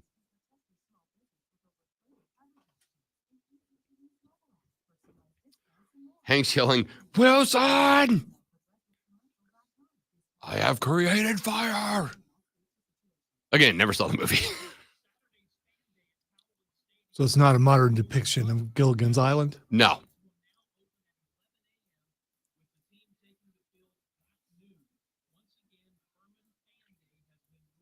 The Professor. What a stud. I know every man has had this conversation, but Ginger or Marianne? I think we've even had this on this We have. show before, and the answer is yes. I mean, that's always the answer. That is the answer. Yes, I saw that clip the other day, Wesley. Seabass from Dumb and Dumber is the president of the Boston Bruins and an NHL Hall of Famer, by the way. That's a pretty fun bit of trivia. Nicolas Cage as John Madden. Amazon's putting out a biopic about maybe the most legendary voice in the history of the National Football League, John Madden, and have cast Nicolas Cage to portray, I'm going to assume, a younger John Madden coming up through his days as the Raiders head coach and into the booth. All right, so I looked it up, and this is more of a video game movie. This is about the bringing about of the Madden game. Really? Yes. Okay, so it's not the. It is set in starting out in the 70s, but it will move up into I think it said 1988 when the first Madden game came out. I got to tell you, the origins of blank movies have kind of jumped the shark for me a little bit. I'm kind of over them because I'm going to keep it a buck. I don't care. I don't care where Pop-Tarts came from. I don't care where they came from. I don't care somebody one day had this unique struggle in life and the ultimate result of that struggle was Pop-Tarts. Like, I don't care. They did it a while back. And I only know this because Eva Longoria made a movie about the origins of spicy Cheetos. No, I don't need it. I'm sure the person who came up with it was like had this really great unique life story, and that's fantastic. But I don't have time to learn everybody's. And what if we made this but hot? I do that all the time. I don't get a damn movie out of the deal. Hey, what if I took this thing that's good and then I made it spicy? I'm from Louisiana. It's all we do. I don't get a movie. All right. The origin of blank movies have jumped the sharks, but. All the sharks, by the way. What if we made the Rob Brown show, but hot, and it happened when Lonzo joined the show? Thank you very much. Starring Bradley Cooper as Rob Brown. Because we look a lot alike. You got to give it to me. Well, me yeah. and Bradley Cooper, twins. For sure. All right, twins. Only when he's playing Rocket. So I'm not. I've lost like. Somebody, in fact, I think it may have been Keegan. I'm not sure, but somebody tried to get me to watch the movie they made about the origin of Tetris, they were like, dude, it's really good. I have heard it's really good. I've heard it's good. I mean, especially if you look at the actors that are in it and everything. I just don't care. Tetris right? was my jam back And so here's this thing. We are having the same reaction because Tetris was your jam. I came of video gaming age when Madden was hitting its stride, right? So Madden has been, and I mean this, the game, Madden the game has been a part of my life since I have had cognitive function. I have always wondered how John Madden got involved in it. Because as far as if you looked at all the coaches of the day, he's not the guy that you think would be associated with a video game. Yeah, I mean, they go with, I mean, if they did it again today, right? And they were going to actually, I think Madden was in the booth at that point, wasn't he? Yeah, of course, everybody looked old in the 70s. So, Yeah. I mean, I don't know. I think Madden was already in the booth, and I guess to some degree, and this to me makes the movie interesting. I guess to some degree you would go with whoever is the voice of football, as opposed to like a guy, which is why we have it's Madden, but there's a cover athlete, right? You sell it with the athlete, but the only thing that's consistent, no matter what team you play with and what players you're focused on, is the guy on the microphone. Yeah, so but it makes sense. There's another guy in that booth. And so if you're talking about the making of the game, Nobody gives a damn about the color guy. he was the color Yeah, guy. okay. Nobody gives a damn about the play-by-play guy. But Pat, as a play-by-play guy, I can certify that. when you think of John Madden in the booth, you think of Pat Summerall. So I'm just curious who's playing Pat Summerall. Who's the best guy to be paired with Nick Cage? I have no as idea. Pat Summerall. I have no idea. Here's what I think. Madden has been for guys my age, that guys, 30, I'd say 35 to 45, 47, whatever that demo is. Madden has been a massive part of our life. It was a game that I played. See, because Tecmo Bowl was pretty much on its way out when I started playing video games. Because I was born in 85, so my video game career started around 90, 91. Well, Rob, I was, around when Madden came out and was a big time Madden fan and played every year for the first 3 or 4 years. Sure, but you were also there when the Tecmo Bowl days were there. And right? I love Tecmo Bowl, yes. So I played Atari football, dude. I mean, if you want to see the worst football game made, it's Atari football. Right. So what I'm saying is, for a guy like you as a football and video game guy, Madden is obviously a big part of it. It was my start. It's the first game as a football fan when I was coming online as both a video game dork and a guy who knows ball as a child, because I was a child ball knower. All right. As a dude who knew ball as a kid and played video games, Madden, more than any other franchise, there's a lot of great franchises of video games that have had a big. Halo will always have a special part of me connected to it because Halo got big when I went to college, right? And so when I was in college and I started having my first away from the house adult, you're on your own life interactions, Halo was the game we played. There will always be a part of me connected to Halo. Super Mario Brothers, the OG, the NES version, will always have a big part of my heart because when I was playing that game growing up, I played it with my parents. I played it with my mom, right? And so that game's always going to have those memories for me. Madden, as a guy who was learning to love sports and football growing up and also a video game dork, Madden was my first. And oh, by the way, here I am at 39 years old, and Madden is still the biggest NFL game out there. And I will say, EA Sports has gotten a little lazy with Madden lately. Last couple of episodes have really just been reskins of the year by. They're not really doing anything new with Madden. But at the same time, it's like, do they need to, right? Madden's great. Do they need to upgrade it? Or are we good with, this game's pretty much reached the pinnacle. However you feel about all of that, I do believe that the origins of blank movies have jumped the shark. I don't need everything, right? Like I'm waiting for this fall, only in theaters, the origin story of Ticonderoga pencils. I don't care. I don't care. But Madden is such a huge part of my life. The old yellow number 2 pencils. Okay, those are Ticonderoga pencils. Yeah. Okay. All right. All of those old ones Like, whatever. I don't care. I don't care where Tetris came from. I don't care where Spicy Cheetos came from. Just give me Tetris and Spicy Cheetos and I'll be fine. Madden, I do. Because it was such a huge part of not just my childhood, but also my teenage years and my college years and my adult years for the last one or two of those that I've had. Madden's a huge part of that. So Nick Cage playing Madden, all in for, and not doing it the story of John Madden, but the story of the Madden video game series, starring Nick Cage as John Madden. Mwah. Art. Thank you, Hollywood. You got one right. Let's do this. All right, when we come back, I gotta lob some bombs at ESPN for just a minute. I'm gonna go grab the Chiefs' tinfoil cap out of the office. I'm gonna go ahead and tell Alonzo get the conspiracy music ready because they did something yesterday. I see what you're doing, ESPN, and I don't like it. Back after this on the Rob Brown Show in the Fan Upstate.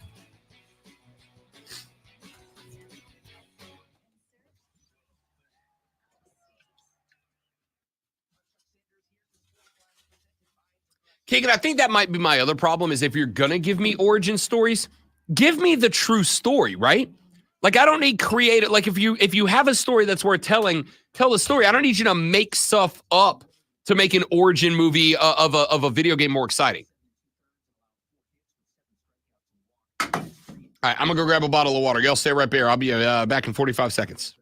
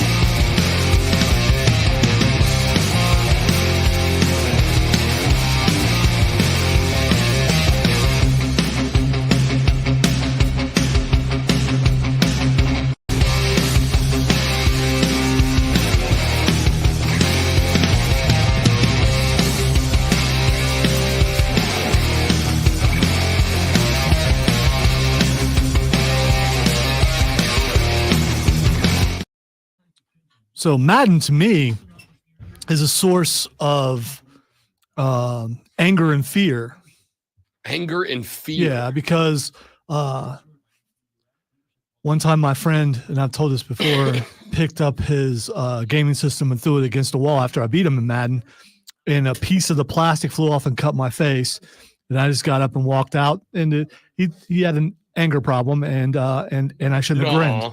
Shouldn't have grinned. Another time at college, because other people from other ages actually played Madden in college, we were playing. There was like 5 of us in the dorm room playing, and one guy got mad because he got beat, and he got up and he slammed the door, and the deadbolt broke off in the door. And because it was a Sunday, no one was there. We were stuck in the dorm room. I think it was like for 9 hours.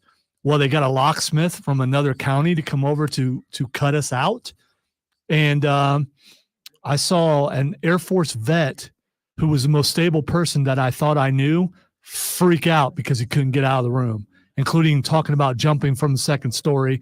They talked about tying sheets together, but there wasn't enough sheets to get, down far enough to not hurt yourself. It was all thanks to Madden.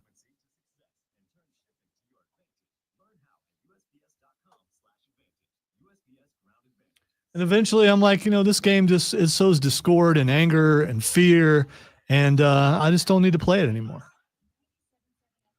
And my friend throwing his console against the wall was my fault because I was winning, and the Reitzel grin reared its ugly head, and, sorry.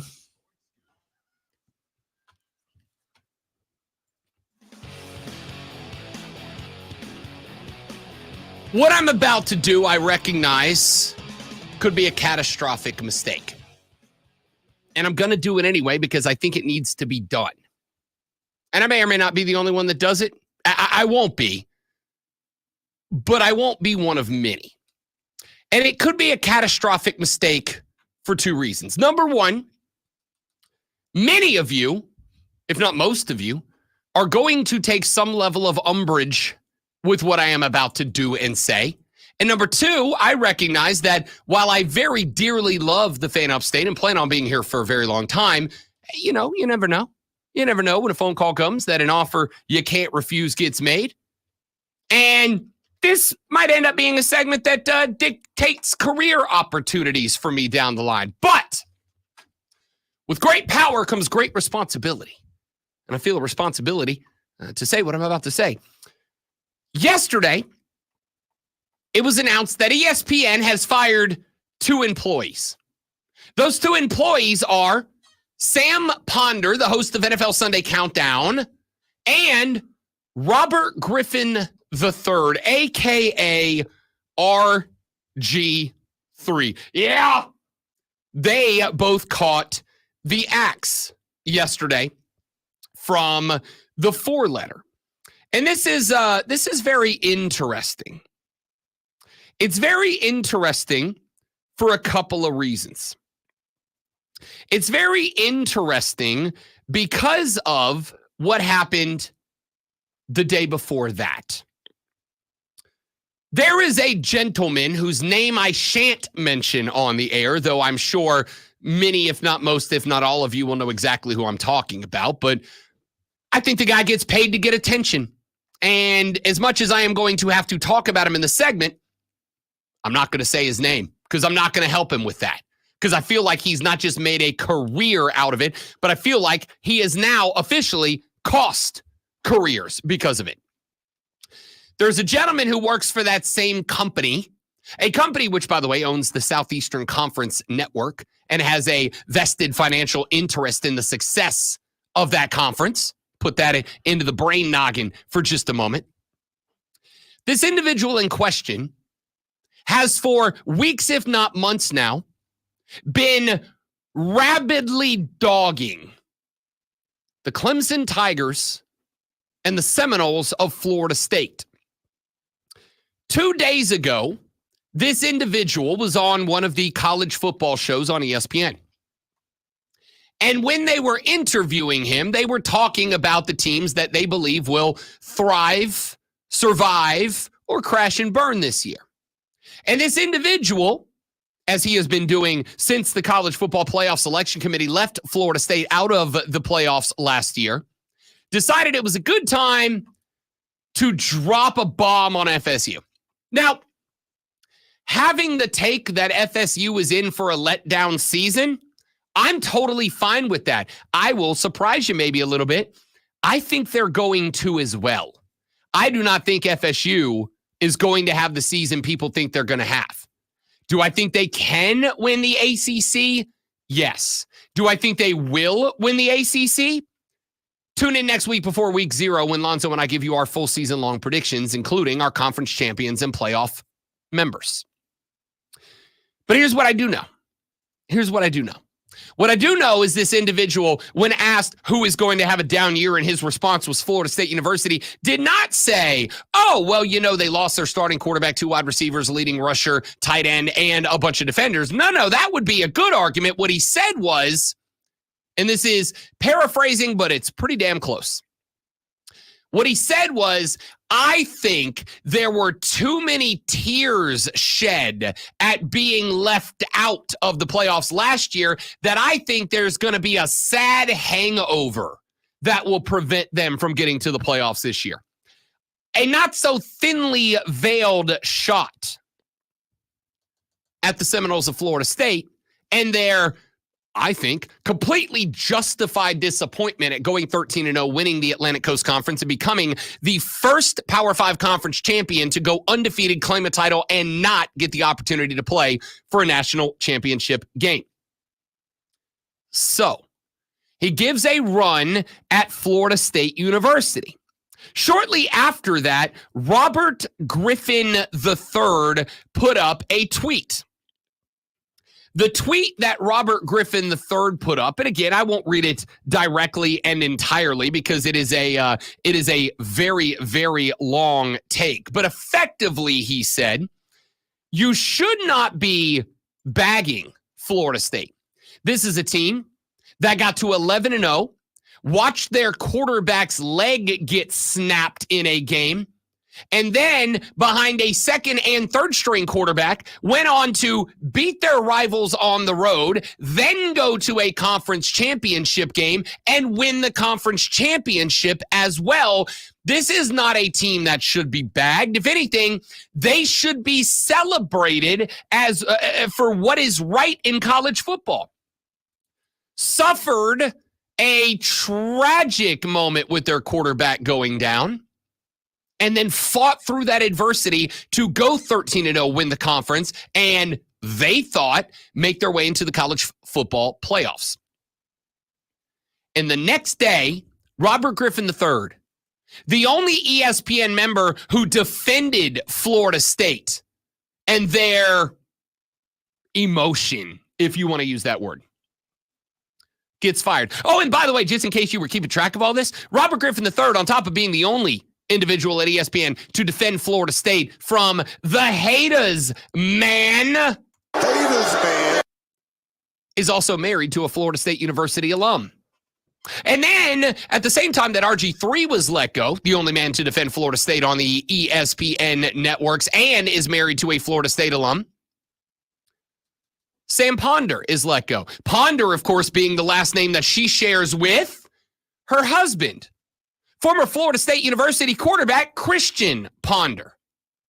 Now, is this one going deep down the conspiracy rabbit hole? Maybe a little. But I do find it funny that in the midst of budget cuts, the only two people who lost their jobs, big budget cuts, the only two who lost their jobs were a woman, Sam Ponder, who hosts NFL Sunday Countdown, or at least did, a woman who has defended Florida State and is married to a Florida State alum, and Robert Griffin III, a man who defended Florida State and is married to a Florida State alum. Those two lost their job. And before you hit me with, budget cuts, Rob, Robert Griffin III had 2 years remaining on his contract, and ESPN has already stated that they are going to pay him the full remainder of that contract despite taking him off of the airwaves.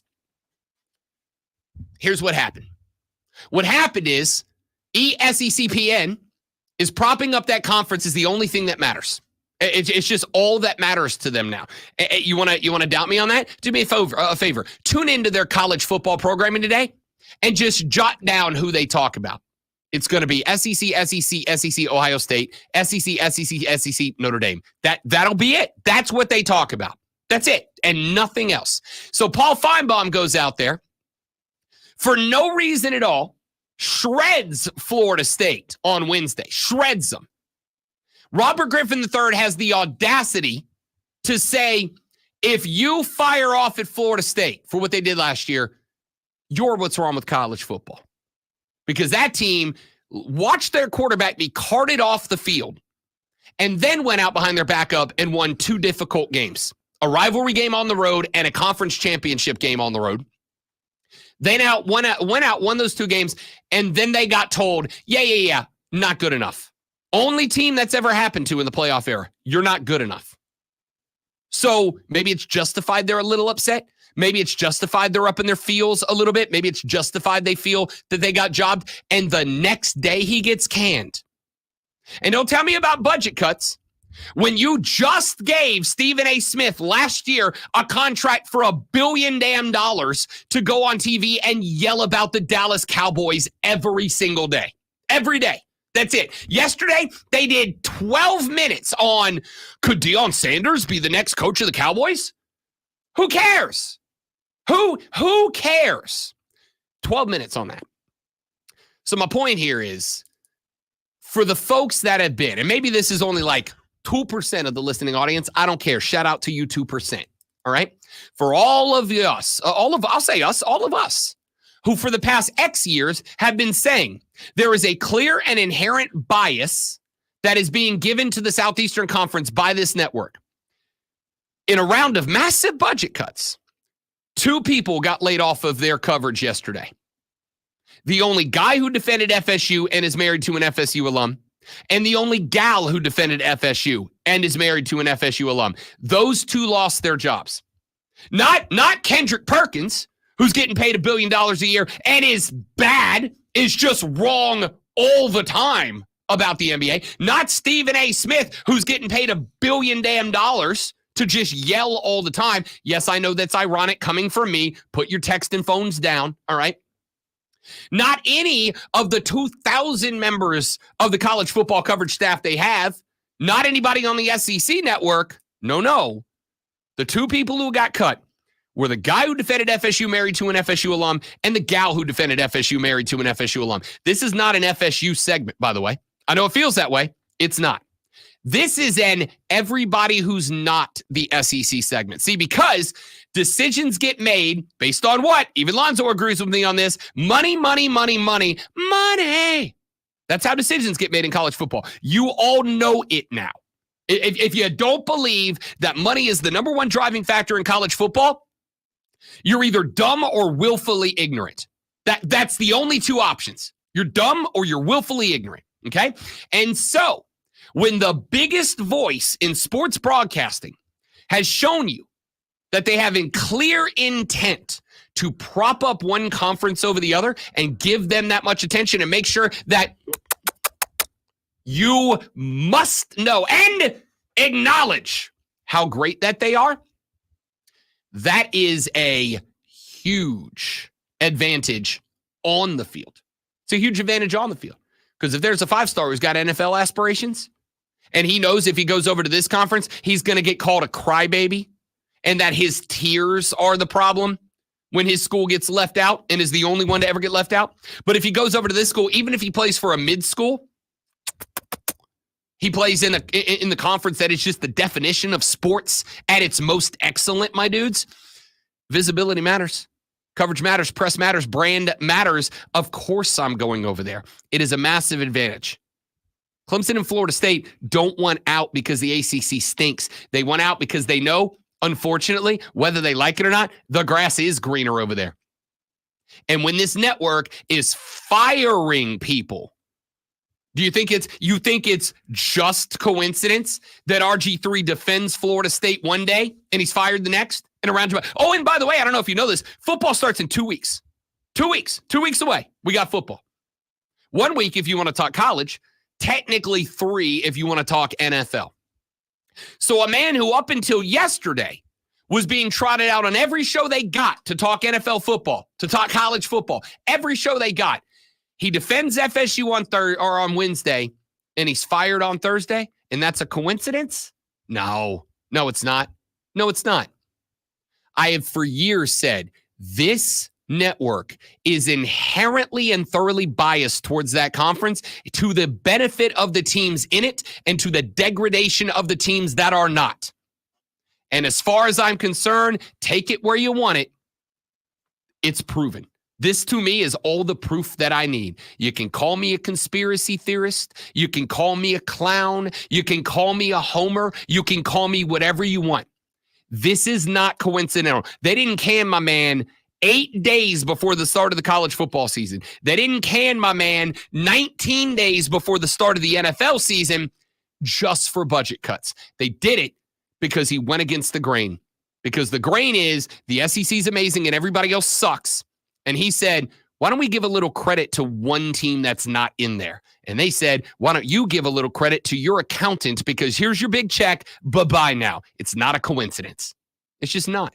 Now, the RG3 of Sports Flash is Lonzo.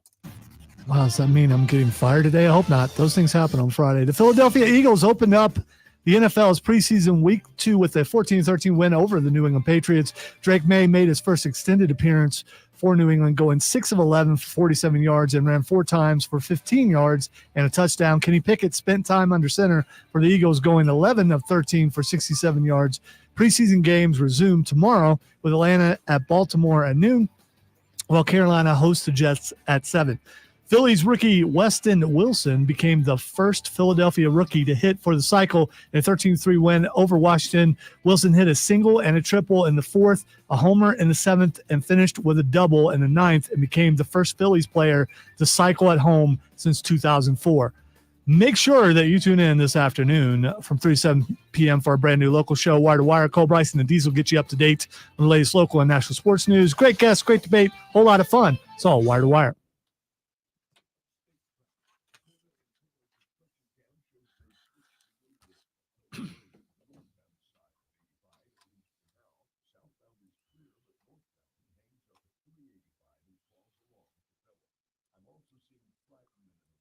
I don't know. I'm just not buying it. But, you know.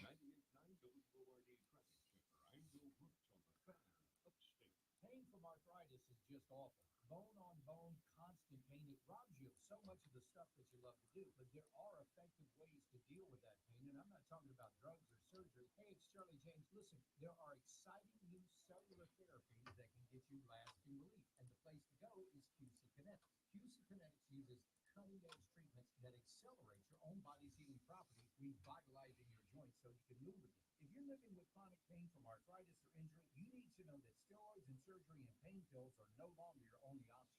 Learn how QC Kinetics can use advanced regenerative medicine. I don't know, Steven. Probably my fault, though. I do that to people. The local medical professionals at QC Kinetics are ready to help you get your life back with regenerative, restorative cellular treatments for your achy joints. Get a free consultation. Give them a call at 864-448-3772. That's 864-448-3772 in Greenville and in Nashville. 864-448-3772. For complete rules on contests of this station. Notice I didn't fan the flames any. I stayed out of that.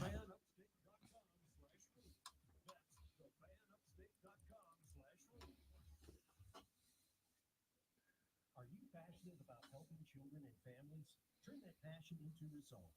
New child welfare case managers with the South Carolina Department of Social Services can earn a starting salary of at least $44,825 with additional salary increases for BSW and MSW degrees and annual increases after 1 year of service. I think there's no way to know that. I think it's what you as listeners or viewers perceive, but since you're not in his now skinny body, you wouldn't know what he actually feels.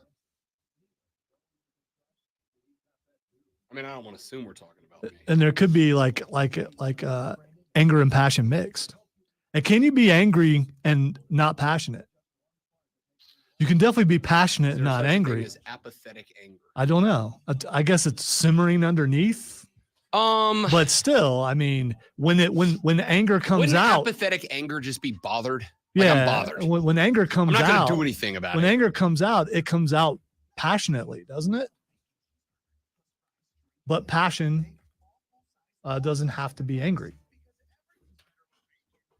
Passion can be anything. You can be passionately happy, passionately sad. Like passionate can be anything. I don't think you can be passionately mid.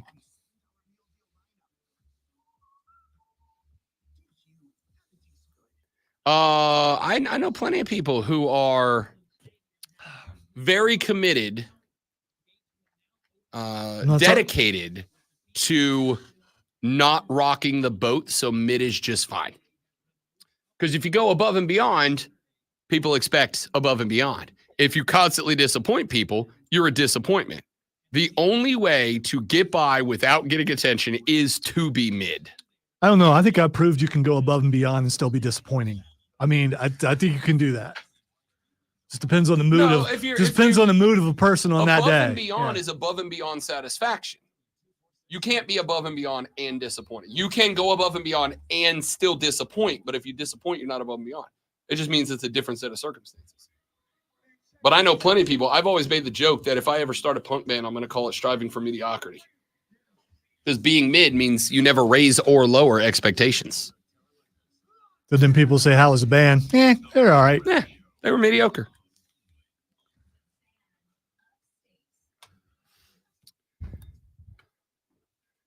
Texture says, ESECPN is very unwatchable now due to the SEC coverage.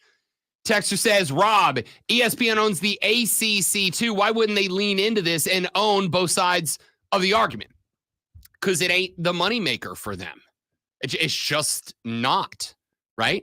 And on top of that, considering you have the evolution and expansion of the SEC, which has made it, and again, I won't even say to you it's not the best football conference. It is clearly the best football conference. Clearly. Is it's it? not a yes. Is it? Yes, Nah, undoubtedly. I don't think it's clearly. It's clearly I don't and think so. undoubtedly Well, the best then, football conference. who won the national championship last year? The incredibly top-heavy Big Ten. But if we stacked them one to the bottom on both sides and played a tournament, the SEC is a deeper, better conference. All right, so maybe in the past you could say that, but with the additions of teams like Oregon, Oklahoma, Texas. I'm just saying, you know. If the SEC hadn't added Oklahoma and Texas, I would say that argument stands, but they did. They did. And those are two, again, Oklahoma's expectations, I think 10-2, 9-3. Texas's playoff, probably be in the mix for the SEC championship game. The SEC is the best conference in college football. I don't like them, and I'll stand on that. You're not, I mean, just because you're not convincing me. Yes, no, I know that. Doesn't make it A, wrong, or B, me wrong. So, but again, we'll say it's subjective. We disagree on that. Sounds like another conspiracy. The point here is that, no, it's an opinion, not a conspiracy. But the point here is that the SEC is leaned into by the 4-letter because it is the moneymaker. And television programming, just like college sports, television programming is dictated by we're going to do whatever is the most financially lucrative. Now, I will also go one step further and acknowledge that the reason it's that is because that's where the eyeballs are. Didn't you just do the equivalent of see, they just don't like my team? In this case, see, they just don't like my conference. That's what that entire last segment was. See, they just don't like my conference. Even though we've talked about all this time about the Big Ten and the SEC basically being the two conferences, and everybody else is, what did you call them? The also something? The EEC, the everybody else conference. Right. And so I get you're defending the ACC, but at the same time, we've been talking about how these two conferences are the dominant conferences. I think you can dial in on that without denigrating everybody else, right? Like, I think that's my thing. It is one thing. This is why if I'm I would wait another two. Listen, fine, and I'll shut up the rest of the hour. No, shut up. I would wait a week or two before I come to the conclusion that it was the ACC was the reason why they were fired. We don't know. That more stuff may not come out. This is reacting the day after, and I get it. But what if something else comes out that there's other reasons why they were let go? Then I am going to wrap the tinfoil cap a little tighter and go, yeah, it's a response. They do still have to protect the ESPN brand as well as the SEC brand. And there has been, even if it's not from a majority of fans, there's been a backlash to this. It was the number one trending topic on social media yesterday for a while. By the way, there should be a backlash. I was more upset that they got let go. I didn't look and say, well, this has to do with the ACC and has to do with Florida State. I see two people that are talented and who've been there for a while being let go. And we know in the entertainment business, which we're in, happens all the time. I don't disagree. But the point here is the coincidental timing is too coincidental to be coincidental for me. If this was truly a budget cut, and that's their excuse, it's budget cut. Number one, why are they the only two, right? And ESPN can go out tomorrow and they can let a bunch of producers go and see, oh, well, it wasn't just them, see? But it was, though. It was. For at least a day, they were the only two. And they were not just the only two, but the only two, and they were the only two who did this thing.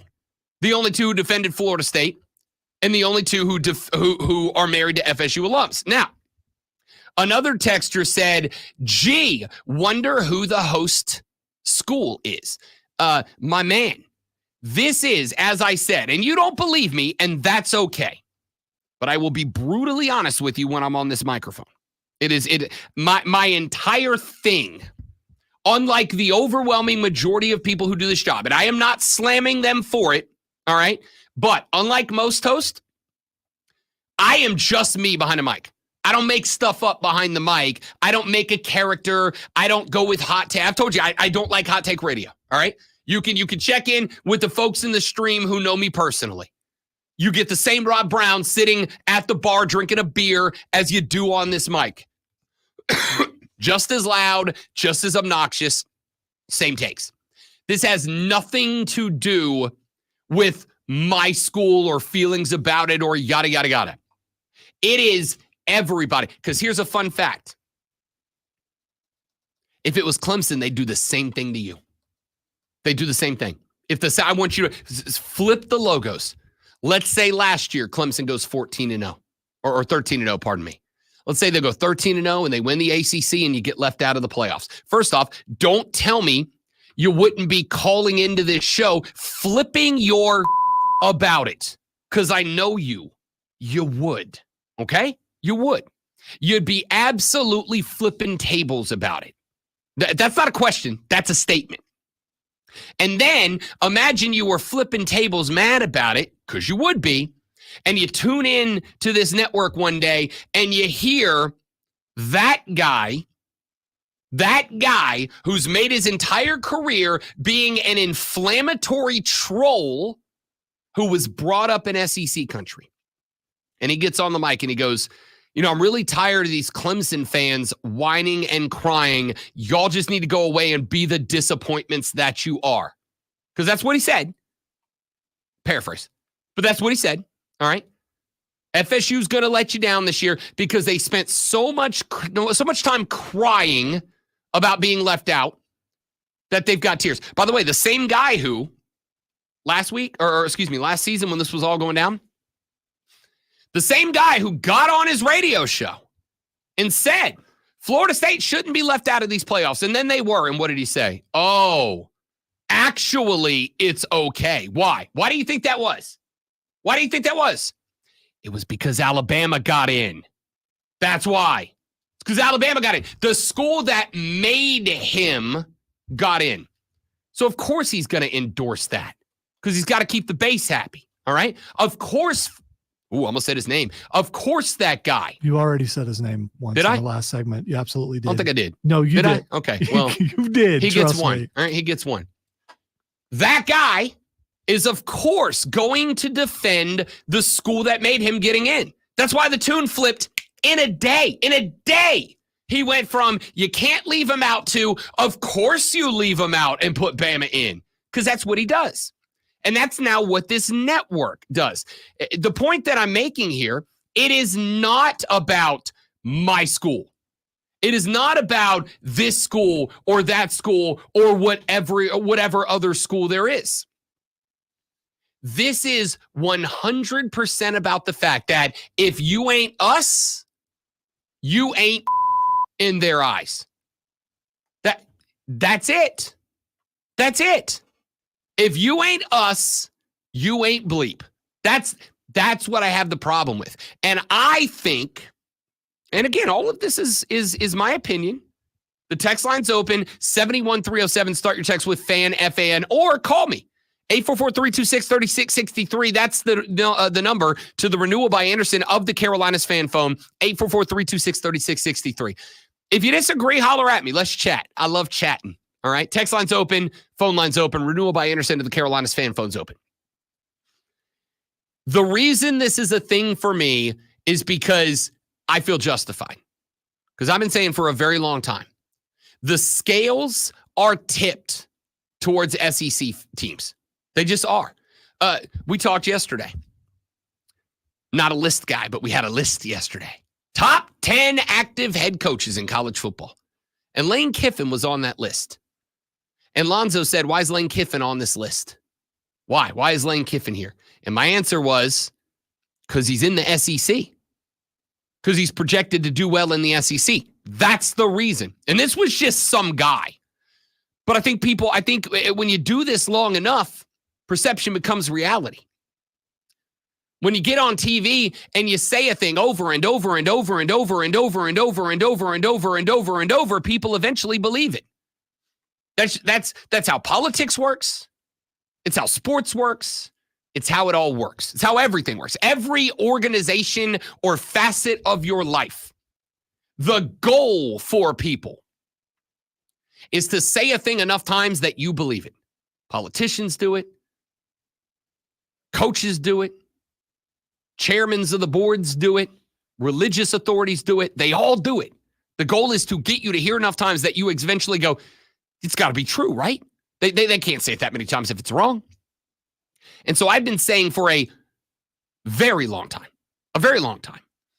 that because of that, the scales are tipped. Nobody else gets the same shake at those schools, at being great that those schools do. There's always just a little thumb on the scale, to use the expression of a texter that sent a text I'm going to talk about here in just a minute. There's always a little thumb on the scale to tilt it in their direction just a little bit, right? I fully believe that's what happened last year. And again, I know many of you don't, but I believe last year, the reason Bama got in and Florida State didn't, it's because of Jordan Travis. Is it? Because there were at least two other schools that got in and through with a backup quarterback. It's the first time that was the reason that it happened. Was it that?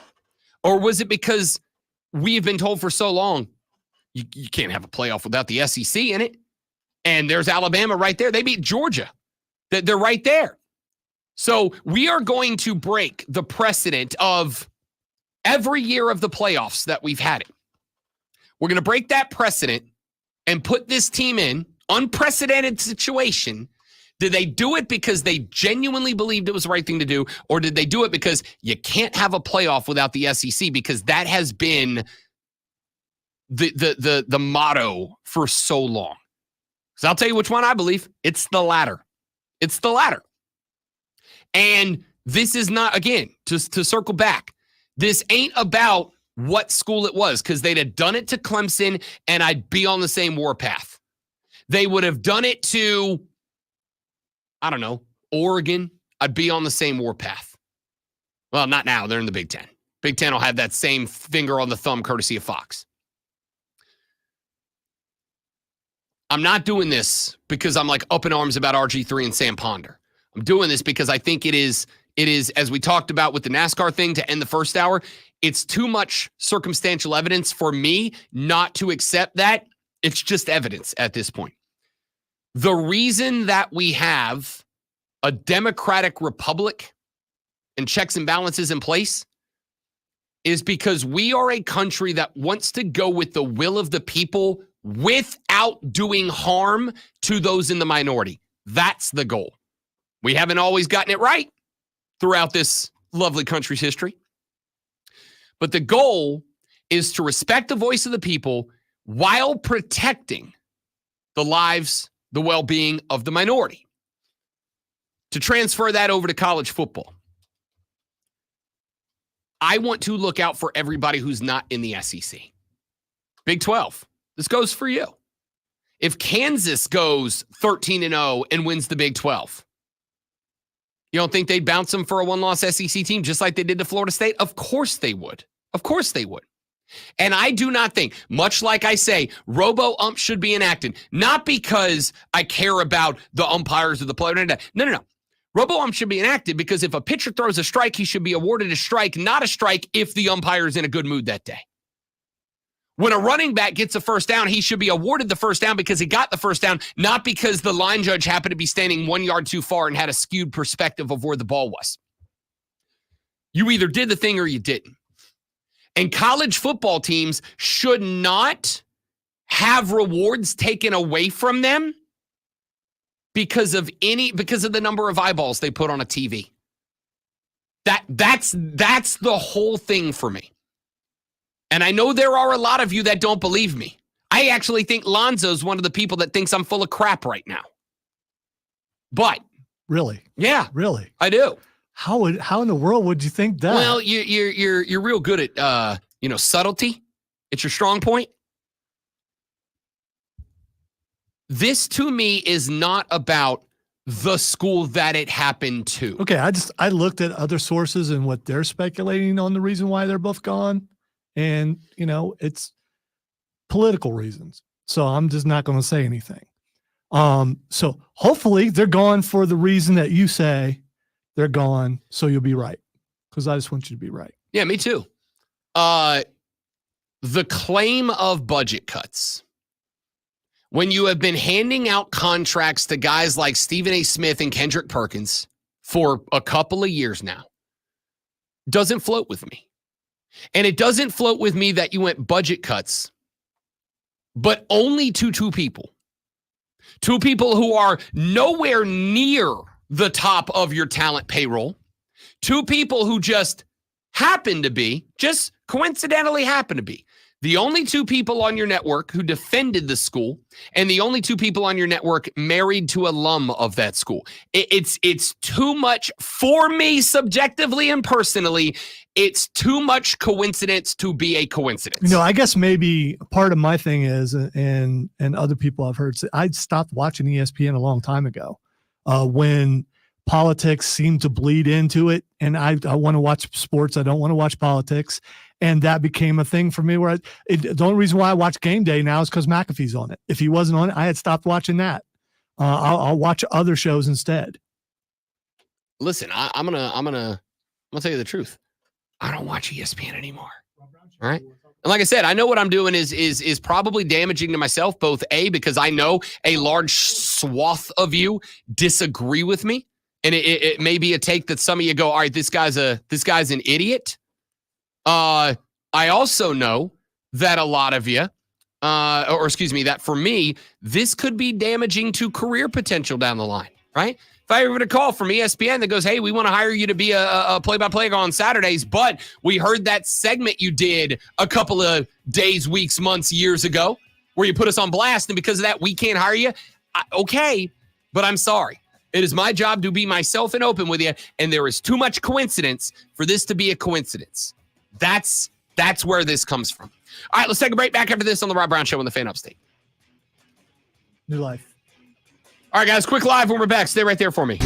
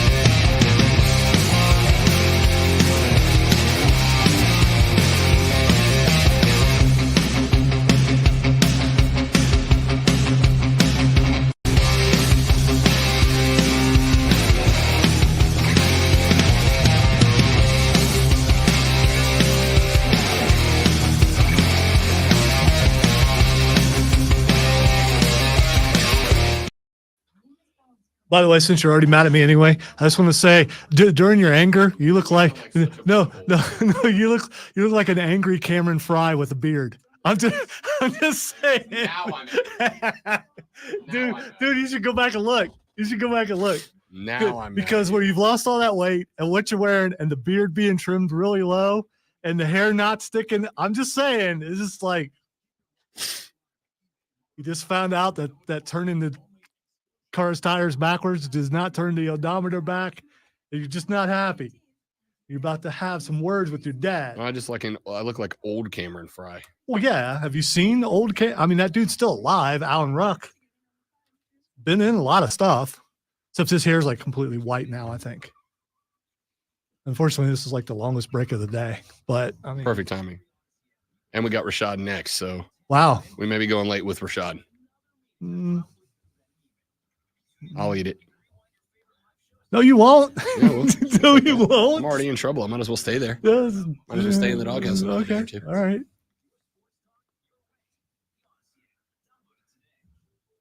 I'm getting smacked around every day, and you just go home. I'm going home to work 4 more hours. Oh, well. You can do it if you want. What? Work those 4 hours? Yeah, I'll take that money. But I'm not skilled like you are, nor do I care as much as you do about the betting part. So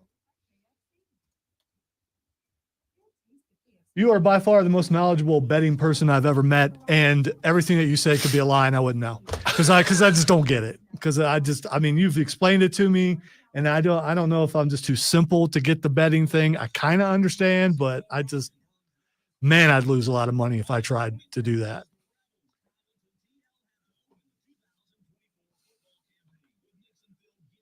Because I don't think I can bet past my heart. My heart is too big, and rule number it will one. tell my head to shut up. This is what we're doing. Rule number 1: do not let your heart believe that it knows what it's talking about. It doesn't. Your heart is dumb and stupid. And mine's big, dumb, and stupid. Probably fluffy like my appendix.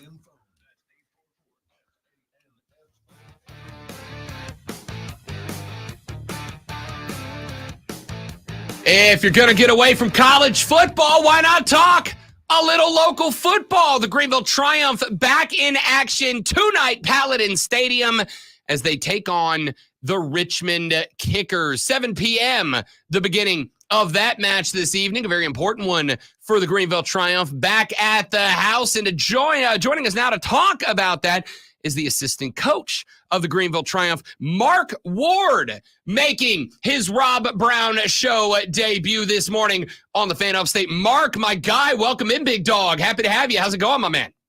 Good. Good morning. How are you guys? Doing real well, bud. Doing real well. Talk to me, my man. Let's introduce you to the listening audience, to the footy fans across the upstate. Mark Ward comes over from Chattanooga Red Wolves, where he was director of coaching and USL Academy director for the Red Wolves. You've been now with Greenville in the Rick Wright era for a hot minute now. How is your season with the Triumph going so far? Hey, personally, I'm loving it. The guys are playing well. The team's performing well. We work hard every day to put a good product on the field for tonight's match and every other Saturday. So no, I can't complain at all. Can't complain. Hope the fans think the same way. Oh man, I can tell you as a frontline member of the Riot, it's been very fun. There's the goals we've been wanting, the back line playing super aggressively. Talk to me about the mentality of the team. You've got kind of an interesting perspective because a lot of us, we were here through the John Harkes era. We were here for the switch over to Rick Wright. You showed up with Coach Wright. Talk to me a little bit about your perspective on what this era of Triumph football is and the mentality you guys try to keep in the locker room to get the boys performing well. Yeah, that's a great question. I think from watching from afar when I was in Chattanooga, we always saw how talented the Greenville Triumph were. With Coach Harkes, who did an amazing job with the program and the club, getting it to where it is now, and seeing how sturdy and how functional the team was. You're just kind of missing that spark. You know, where's the attacking play coming from? So when me and Rick got together and figured out what we want to do with the team, a couple words came to mind, and that was aggression, right? We want to show the community and our fans that we're aggressive, not just in the back line and keeping goals out, but we want to score a ton as well. We want it to be free flowing, so all the guys can have the freedom to make their own decisions, and pros and cons to that as well. But we really wanted to show that we're more attacking based than what has been in previous years, which has been great. It's been fun to coach. The guys are super excited to attack more and have more of the ball in games. Excuse me. So yeah, it's been great. And like I said, from afar, you always knew there was potential because the team has always had good players. Now we just put it together and figure out how to get the most out of them. The goal scoring, and that's been a lot of fun. Obviously, you've added quite a bit of offense, and we've seen some guys like Lyle McKinnon who have really kind of stepped up and started to develop a little bit more this year. Last year, that was kind of unfortunately a bit of a weak spot for the Triumph. Great defense, great center field play, and just had issues finishing. This year, not so much. This year, the ball's finding the back of the net with regularity. What would you, and obviously you weren't here last year for that bit of it, but were you able to notice, was there anything different that guys have talked about from last year to this year that has been the cause of the spark on offense? I think identity is a big thing, knowing how we're going to accomplish that. And all credit to the players in this one. They know who's going to score goals, so they figure out how to get those people the ball. And it's really fun to watch from the sideline. We're talking with Mark Ward, assistant coach for the Greenville Triumph. They are set tonight to take on the Richmond Kickers at home, 7 p.m. start time for this one this evening, and a bit of a rivalry game here in this one, Coach. Obviously, Richmond got the better of Greenville way early in the season in the opening round of the Jägermeister Cup. It has been fun watching the fan rivalry develop. I think there's a little bit of that you can see out there on the field between the boys. How big would a result in a full 3 against Richmond be tonight? Oh, massive. If we get 3 points tonight, we're the top team in the league, first place, solely first place, not tied with anybody else. Now there's some guys catching up on our heels a bit, but 3 points takes us to the top, exactly where the team and the fans want us to be. I love it. Mark Ward from the Greenville Triumph joining us here on the Rob Brown Show and the Fan Upstate. Talk to me a little bit about Rick Wright, if you don't mind, because obviously Rick in year one. This cat, Mark, I mean it, has got to be one of the most interesting, fascinating personalities I've ever been around. My man showed up at a tailgate at the beginning of this year, and he brought a conch shell. We've always had like a bullhorn that we blow when we're ready to march and all that. My man rolled over with the conch shell and then spent an inordinate amount of time teaching us how to make the conch shell work. Just a fun guy to be around. Talk to me from your perspective, working with him, coaching under him, a little bit about the man in charge, the gaffer. Oh, Rick is so fun to work with. He is self-admittedly, he says, I'm 65 years old. I don't have, the energy that I used to. And all I can say is, if this is the energy that he has now, I'm afraid to know what he had earlier in his life. The guy is so much fun to be around, so much fun to work with. The team loves him. He always brings, the best attitude, always brings a good energy to training, to match day. And man, I couldn't be more excited to work with him and thankful to be here. He teaches us a lot about life, a lot about the game, a lot about holding expectations. And then he gives us some life advice along the way, because again, as he has said, he's on the older end and he loves, doing that stuff, but I don't want to age him too much. He's a great guy and so much fun to be with. I'll tell you what, Mark, I hope I got the giddy up and go that Coach Rick Wright does when I get to that age. Yeah. I really do. I really do. One of the things that Rick said, and I am interested to get your perspective on this, because I know that this is a coaching philosophy kind of thing. And I wonder how and where you fit into this. When we've had Rick on, when we've talked to Rick on the side, one of the things that Rick Wright always hammers in on is, this is not my team. I'm the gaffer, I'm the manager, but it's not my team. it's our team, it's the guys' team. They're the ones that when the fans think about the Greenville Triumph, they don't necessarily think about the coaches. They think about the guys out there wearing the jerseys, running around, making the plays. So I want them to have a voice. I want them to have some level of control over this program. Is that something you think you've seen out of this team? And do you think that is maybe kind of what makes this team special this year? Yeah, it couldn't be more true. The game is and always will be about the players. They're the ones that, are competing and they're out there and representing the club. All us coaches and managers try to do is help them organize themselves, give them ideas, to find success. And on the field, if they feel the freedom and the confidence to make decisions and make adjustments as needed, then go for it. They know that we support them. And if they think that's the best solution, we may throw a tidbit of knowledge towards them or something for them to think about. But ultimately, they're the ones playing the game and they're the ones making the decisions on the field. So we just try to help them be organized and help them understand the big picture as opposed to, missing the forest for the trees, if you will. All right, talk to me about tonight's game against Richmond. What's the attitude here? What's the goal tonight? I mean, obviously 3 points in a win is what this team strives for, but for fans, it's been a minute since we've gotten to see the boys play at the House in Paladin Stadium. What will fans expect out of this matchup tonight? Expect goals. Expect goals. We're super pumped to be at home back at Paladin Stadium. Expect the guys to work hard and compete and press forward. Like I said earlier, always thinking aggressively. So how can we get 3 points? And that's not going to come from sitting back and letting Richmond, be comfortable. We want to make them uncomfortable, and we want to really put it on them so we can earn 3 points and a big win at home.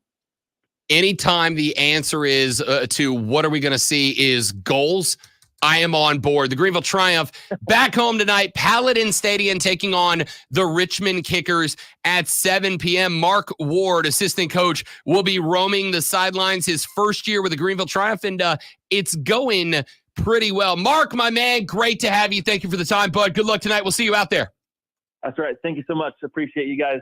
Absolutely. Everything that you do. Absolutely. Our pleasure. Thank you. Mark Ward, assistant coach from the Greenville Triumph here on the Rob Brown Show. When we come back here in just a minute, Rashad Beard of the Panther Nation podcast missed him yesterday because he was out at the joint practice between the Carolina Panthers and the New York Jets. Well, practice reports yesterday were that BY9 was dropping dots on the fellas. We'll talk to Rashad Beard from the Panther Nation podcast about his thoughts on what he saw when we come back on the Rob Brown Show in the Fan Upstate. Three friends. All right, guys, one more read. We're back with Rashad. Stay right there.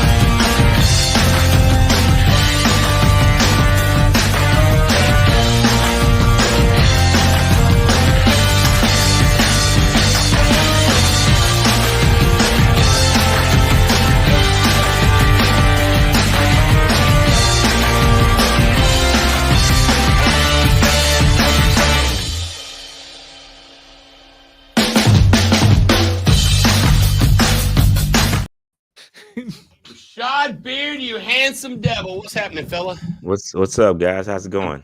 Good, man. How's practice yesterday out there in the sunshine? Yeah, no, and actually in the shade because of the nice cover that Mr. Tepper provided, which I appreciate. It was great. Good practice for sure. I dig it. I dig it. We'll get into it here in just a minute. I will say I don't have an issue with can we push tomorrow? I'm going in person. Like that's always a yes. Yeah, for sure. Always gonna try to be in person when possible. Like that. I like that. PNP Army showing up in numbers as they always do. You love to see it. Salute.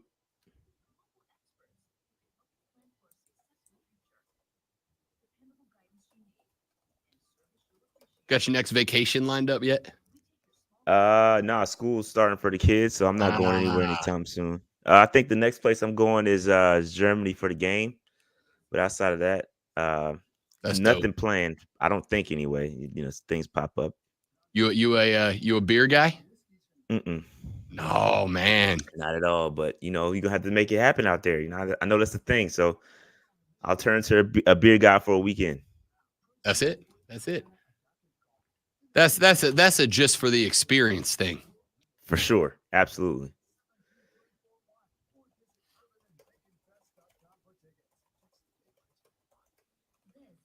November 3rd, by the way. Little 1:00 game between the New Orleans Saints and the Carolina Panthers. Go ahead and circle that on the calendar, fella. You know your boy will let's be up do there. it. Yo, come on, man. Let's do that. You know, we got to meet for a drink. You know what I mean? Let's make that happen. I'm gonna come up and crash the PNP in person that day. Hey, come on, come through, man. Come through.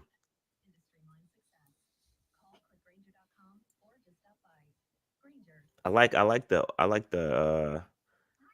Let's make that happen. I'm in. I'll probably because that's like 2 weeks after I get married, so I'll be back in the swing. So that might be I might have to turn that into a weekend trip. I might have to come up on Friday night and spend the weekend up that way.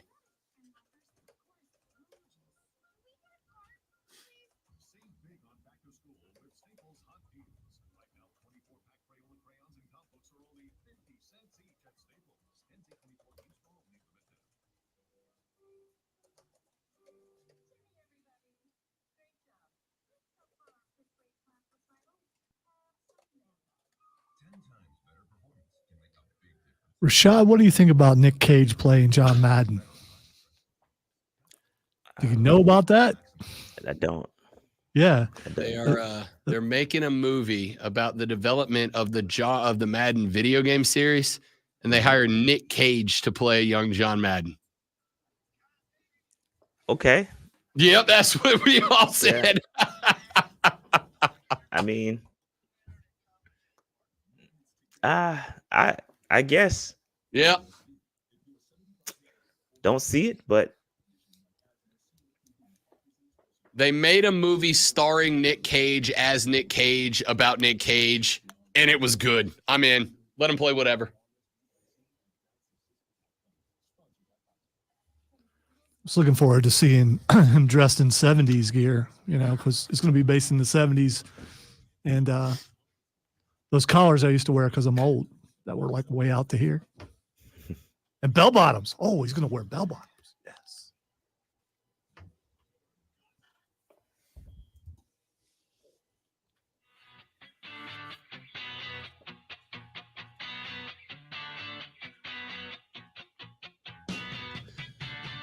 Ordinarily on Thursdays at 8:40, we talk about the Carolina Panthers. Today is not Thursday. Today is Friday. But Rashad Beard of the Panther Nation podcast joins us today anyway. Why?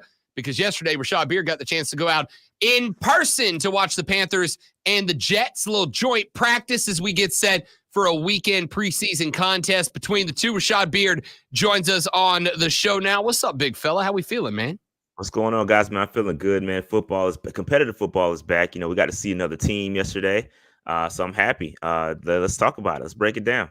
Let's talk about it. And I don't think we can jump in anywhere else. And I know it's what everybody's going to do, but hey, got to do what you got to do.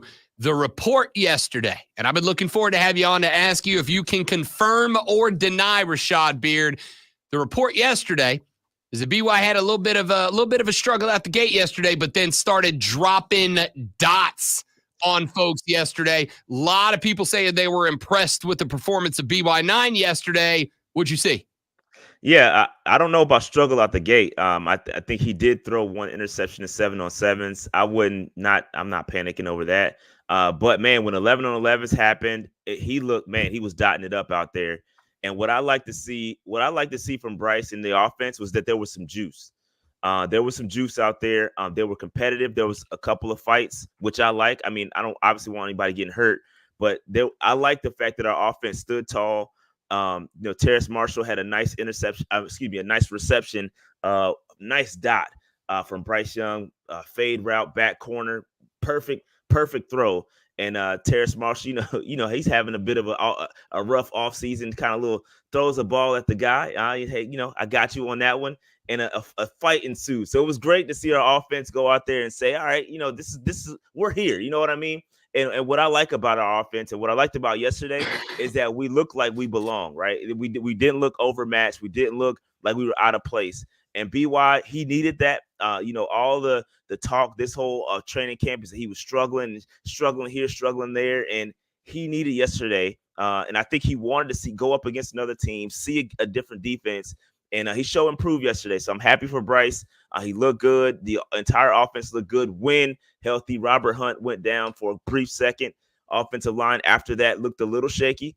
So when Bryce, we said this all the time, when Bryce is protected and his receivers are separating, good things are going to happen. And that's what happened yesterday at Jets camp.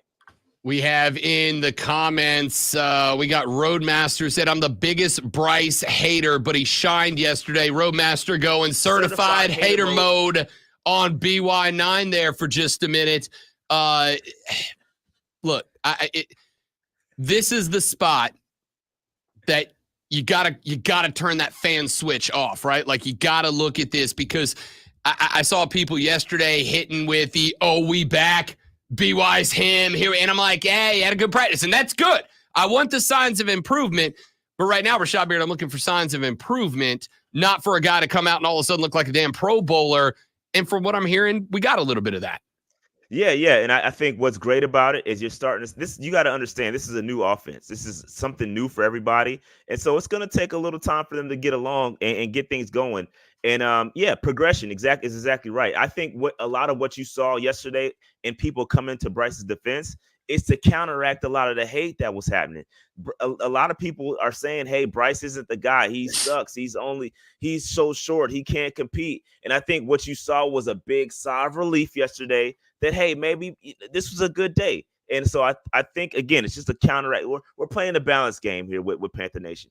A lot of people don't know whether he's the guy or not. So it was really good to see him go out there and show improve yesterday. And again, a lot of the complaints were that, hey, Bryce can't throw the football deep. He can't do this. He can't do that. The offense, it's all only going to be short passes. And I got to be honest, we saw everything yesterday. We saw the deep passes. We saw the intermediate passes. We saw the screen game. We saw everything. And so kudos to Canales for getting this offense heading in the right direction. And we're going to see. It's early. We haven't seen it in a live full game yet. We haven't seen the adjustments happen. So, again, we're just taking baby steps. And what we saw yesterday was a step in the right direction. Talk to me about the wide receivers. And, again, I know we kind of keep hitting on the same topics week after week. But, I mean, the same topics are the same topics because that's what needs to be addressed. We know I think we know what we're getting with Deontay. We know what we're getting with Adam Thielen. You and I talked a couple of weeks ago and said the same thing. I gotta find that number 2 guy. I gotta find the guy that slots in between Deontay over the top and Thielen running the underneath out of the slide. I know week 1, a couple of the younger guys had some struggles, had a little case of the dropsies there for John Mingo, et cetera. Got another week under the pocket so far. Did we see anybody helping Bryce out at the wide receiver position that maybe showed they're trending upwards? Yeah. And this is a great opportunity because Deontay Johnson is out. We saw Terrace Marshall have a great day yesterday. He had 2 touchdown receptions. Adam Thielen, I believe, also had one. And so, I think, the receivers are going to be okay. Mingo had a great day as well in camp. He's been having a solid camp. I know that he had the drop in the game, but Mingo he's trending in the right direction. He's linked up with Steve Smith, so he's trending in the right direction. Terrace Marshall's looking great. David Moore also having a solid camp. Obviously, he has that connection with Canal, so he knows the offense. So yeah, man, I think the receivers again are making themselves available, and I think it all correlates. It all goes back to the coordination of the offense, right? Dave Canales is drawing them up, getting them open, and I believe that's the biggest thing. He's a former wide receiver coach. He knows how to develop these guys, and I think we're starting to see that progression. It's going to be interesting to see what they do with Terrace Marshall in the future, because this is a contract year for him. But I do see him taking that next step. We saw what he did with under Steve Wilks. Back when Steve Wilks was interim head coach, he had a great season or half of the season under him. So we know he has it. So it's just a matter of seeing it under this new offense. So we'll see. Shout out to Xavier Legette. Somebody's asking about Xavier Legette in the chat. He's a little dinged up. They didn't quite. He's out there at practice, but he did not participate in 11-on-11, so we didn't see him at full strength just yet. Did we get any indication if we'll see him or not on Saturday, or are we going to be real cautious with him? Yeah, I think they already deemed that he would be out for Saturday. But yeah, I think they're going to take their time with him. He's a big guy, so those injuries take a little bit longer to heal. So we're going to take and we knew this, right? Even if he was healthy, it's going to take a little time for him to get in there and get a full set of reps. So he's developing. He'll be all right. All right, you talked a lot about the offense so far. How did the defense look against the Jets offense? Great question. So I got to be completely honest, because there's so much going on. I didn't have my eyes on the defense. However, I can tell you what I was told. What I was told is that the defense initially was getting carved up. Okay, Aaron Rodgers was doing his thing. Keep in mind though, there was no Clowney yesterday. Dane Jackson is out, which is the opposite starting corner, and J.C. Horn was on a rep count. So you're looking at guys that were not out there full time. However, Trevin Wallace, and again, I've come on this show and I talked about how I was not a fan of that pick. 3rd round pick, Trevin Wallace, not a fan. But he's having a great camp and he looked fantastic yesterday. Picked off Aaron Rodgers. Aaron Rodgers was visibly frustrated towards the end of practice. I think both defenses, as practice went along, they kind of both clamped down, and it was like, all right, the offense is doing a little bit too well here. Both defenses clamped down, and we caused some turnovers. Visibly frustrated Aaron Rodgers. So, again, Aaron Rodgers is still getting in the mix as well, but he did look good initially. The run game looked good for the Jets.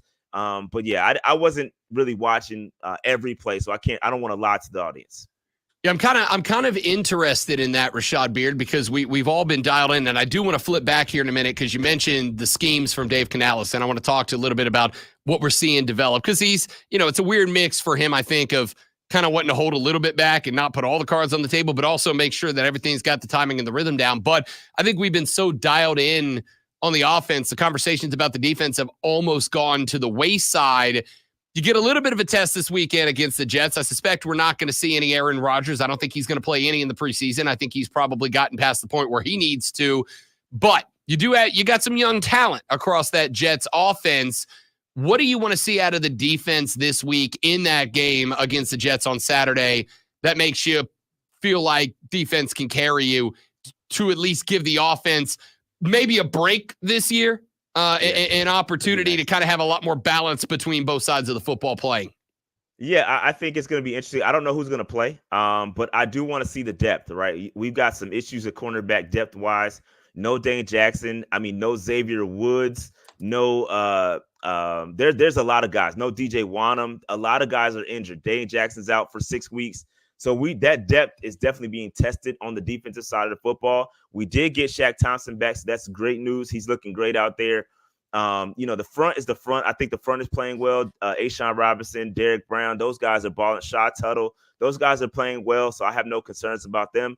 But definitely the edge rushers, we got to see more from them. Clavon Chason, Iku Leota's having a great camp. Let's see what he can continue to build upon that and see if he can make the 53-man roster. But the depth from a secondary standpoint definitely needs to step up. Damani Richardson's having a great camp. He's an undrafted guy. He's had like 3 picks over the past couple of practices. So keep an eye on him. But definitely want to see if our defense can hold up. We have this bend but don't break mentality. And oftentimes what you'll see from our defense is that they'll give up a ton of yards and then maybe give up 3 points. But they also haven't been turning the football over. We were dead last in takeaways. And what we're starting to see now, even in camp, you're seeing more takeaways occur. So I want to see if that can carry over into the game on Saturday, but from a depth perspective, because I don't think you'll see the starters too much. Rashad Beard of the Panther Nation podcast here on the Rob Brown Show on the Fan Upstate. Ordinarily joins us on Thursdays, was at joint practice yesterday, so joins us today on the show. Real quick, Rashad, before we let you go, that you mentioned Dave Canales schemes just a couple of minutes ago. We got some folks over in the chat that are talking about it as well. We kind of have an idea of what they're going to be. We saw him in Tampa. We saw him in Seattle. Obviously, Dave Canales has said in press conferences and to journalists a number of times that the scheme is to do the things we're best at doing and to limit the things that we're not the best at doing as we develop those things. It's preseason. You don't want to put all the cards on the table. You do want to run things so you know you're efficient, you're effective, you've got control of those things. What have you seen out of Dave Canales as a play caller, as a scheme guy so far this offseason that you think are maybe trends?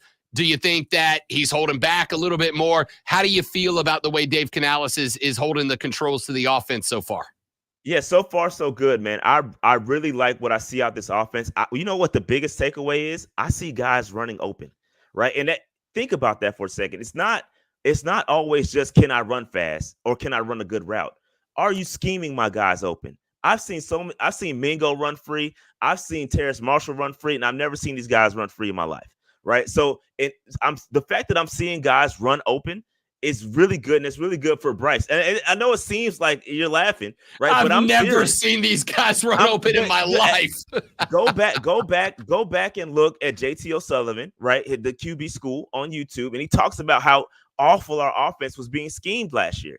What I'm seeing is guys are open, and that's huge. You see pre-snap motion, right? You're seeing a hefty investment in the screen game, right? That all of that's going to help Bryce get rid of the football and get the ball in your playmakers' hands and let them make plays. And right, it sounds good on paper, but Canales is he's actually executing. And so I don't know what we're going to see. And again, we could be getting a little bit of cosmopolitan. All right. Now I don't want to call it vanilla, but we could be getting some cosmopolitan ice cream, right? And I don't know if this is what we're going to see continue into week 1, but for what I see so far, I like it. And there's going to be a heavy investment in the run game. That is also something I want to see established. You got these big hog mollies up front, Robert Hunt, Damian Lewis. We haven't even seen him play yet. Shout out to Damian Lewis. He's been banged up. He's got issues. We didn't see him play at practice yesterday. So when he gets healthy and he gets back in, you got road graders, Neapolitan, my bad, not cosmopolitan. My fault. Shout out to Carlo. We were going to let it go. I'll correct him. I don't want to correct you. So my apologies. But what you're seeing up front is you got road graders. And so I want to see us run the football. I think you've seen that a lot as well. So I like what I see out of Canales. We just have to see it translate into week 1. I like it. Rashad Beer from the Panther Nation podcast joining us here on the Rob Brown Show on the Fan Upstate. Carolina Panthers getting set coming up tomorrow against the New York Jets preseason game. Numero dos. We'll see how it all breaks down. How much BY we getting tomorrow? Quarter? Half? What do you think? Probably none because he had a lot of reps yesterday. You didn't see too much Jack Plummer or Jake Luton. So I think he probably won't play, to be honest. Okay. We'll see how it plays out. Rashad Beard joins us every Thursday. Was at joint practice yesterday, so made the time to hang out today. My man, good to see you, big dog. I'll see you. I'll see you November 3rd, but we'll see you next week. Absolutely. Be back. Love it. Every week. This is fun, man. Let's get it. You know it. Rashad Beard. Make sure you follow them on X at Panther Nation PC. More importantly, go to YouTube, search and subscribe to the Panther Nation podcast. They update all the time. Fantastic stuff. My man, we'll see you next week, buddy. Thanks. Rashad Beard for the Panther Nation podcast. Lonzo with the Sports Flash. Yeah, it's a whole. Yeah, it's a. We did it. It's not good because Rashad is so good. The Atlanta Braves took the first 3 of the 4-game set against the San Francisco Giants, but couldn't complete the sweep, getting shut out 6-0 yesterday. Max Fried was tagged with his 7th loss after going up 3 runs through 5.1 innings. Atlanta's offense recorded just 4 hits and 1 walk in the contest. Clemson head coach Dabo Swinney announced yesterday that Clemson has lost 3 players for the season to injury. Offensive lineman Watson Young suffered a torn ACL. Cornerback Miles Oliver is fighting an injured pec and ACL. And offensive lineman Ian Reed has a knee injury. Make sure you tune in this afternoon from 3 to 7 p.m. for our brand new show, Wire to Wire. Cole Bryson and Diesel will get you up to date on all the latest local and national sports news, all Wire to Wire.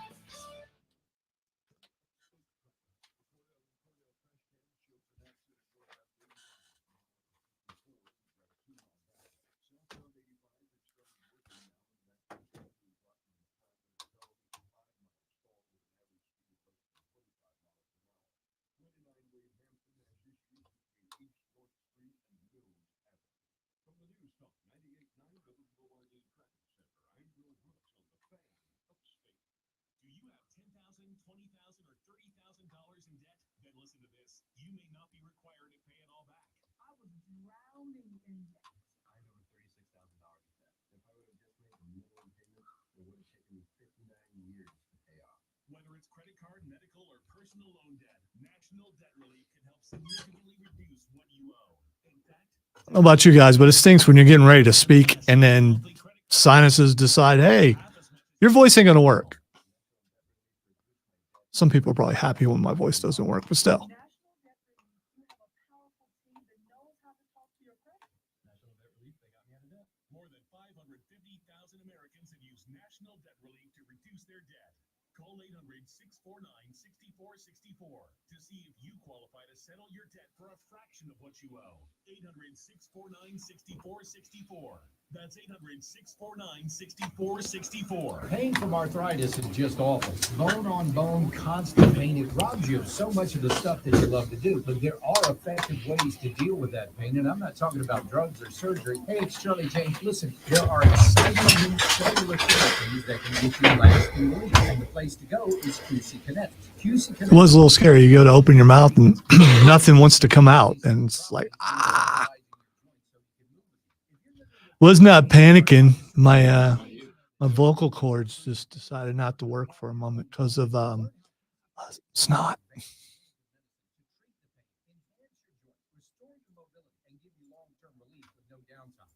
Medical professionals at QC Kinetics are ready to help you get your life back.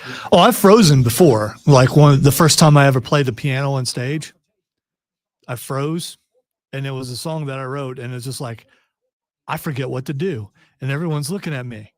I kept singing, but I could not play, and my cousin comes off the front row in one of the smoothest moves I've ever seen, slides onto the bench beside me.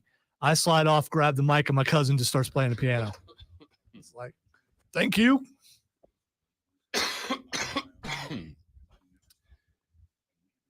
So a lot of people talking about the turf and cosmopolitan ice cream. Yeah, I wanted Big to. City I ice wanted cream. to say something so bad. It's like, nah, I just will just. He won't say it again, and he did it again. It's like, nope. That Big City ice cream. I bet there is cosmopolitan ice cream. It's very frou-frou, I'm sure. Hey, I'm gonna tell you right now, frou food's some of the best food you'll find, bud. Well, if you There's two. The best food is found on both ends of the spectrum. The best food is either from frou spots or the divest restaurants you've ever been at. The best food comes from places you're afraid to go in and places you can't afford to go in. if you type in cosmopolitan, it just goes right to Neapolitan. There's some cosmopolitan, that word, That's cranberry. That's the one. Cranberry sauce.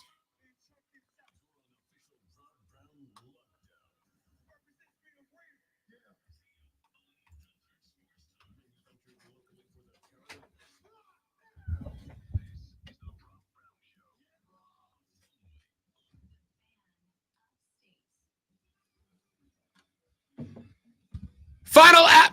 Son of a gun. I give Lonzo the lead in the last hour like the Atlanta Falcons blowing a 28-3 lead. I choke in the clutch. Now I should do what I can do. I could just not talk the rest of the hour and I win. Oh, man. The listeners don't win if I do that, but I would win. The Tom Brady of radio, Lonzo. The Matt Ryan of radio, Rob Brown. No. Your neck ain't long enough to real be, good, just not good neck enough. Is way too, you're not. Yeah, you can't. I mean, final hour of the show. Got a lot to get to, a lot to talk about. NFL preseason week number 2 just about set to fire up. Everybody who is not Philadelphia, everybody who is not New England, everybody who is not. Oh gosh, I'm doing it off the top of my head. Who's we do have 2 games on Sunday night as well. Green Bay at Denver Sunday at 8. New Orleans at San Francisco Sunday night at 8. Everybody else plays tomorrow. We got games starting at noon and running through all the way up until 10 p.m. Of course, the Carolina Panthers will kick off against the New York Jets at 7 p.m. Kind of interesting because back when we had the 4 preseason games, Week 2 was ordinarily the preseason game that you would see the most out of your starters. This is the week that, you let a bunch of the young guys get their time in week 1. Week 2, you would give the starters their opportunity to go out there, get the reps, get the snaps at full speed against a full speed defense. And then week 3 and 4, provided those guys didn't stink, you'd let them rest 3 and 4 so they could get all the bruises and the nicks out of the way before they got to week 1. Now it looks like most of the teams are kind of flipping that around. Most of the teams, it seems like, with the exception of the Kansas City Chiefs, where Andy Reid said his starters will be playing the entire first half, it appears that most teams are going to be taking it easy with their starters tomorrow. So if you're a gambling man, probably not the best weekend to put anything on the line for these.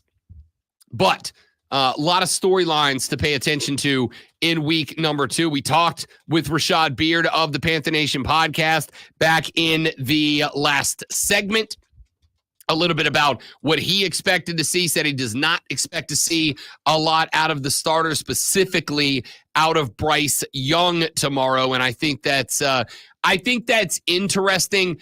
Like I said, you don't want to put your cards on the table in the preseason.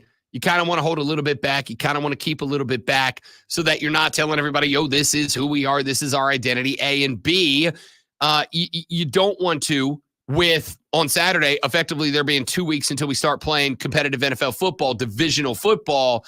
You don't want to go out there 2 weeks early and have a guy roll an ankle. You don't want to get him you don't want to get him JJ McCarthy 2 weeks out. Yeah, but they could do that in practice. I would like to see Bryce Young a little bit.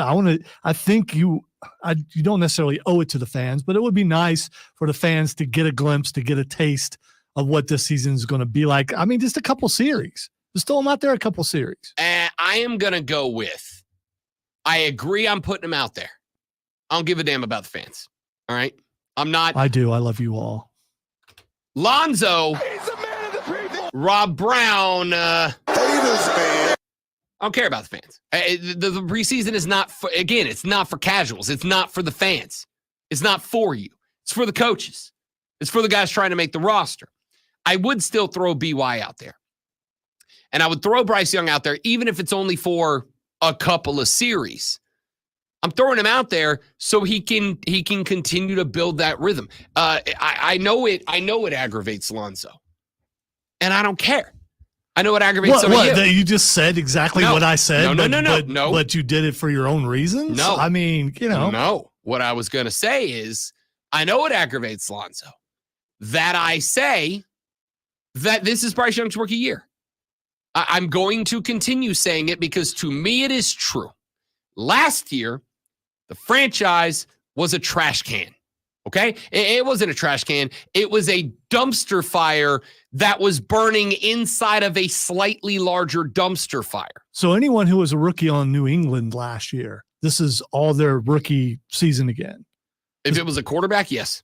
Oh, so it's only the quarterback. Everybody else, it doesn't matter. No, I think it matters for everybody else.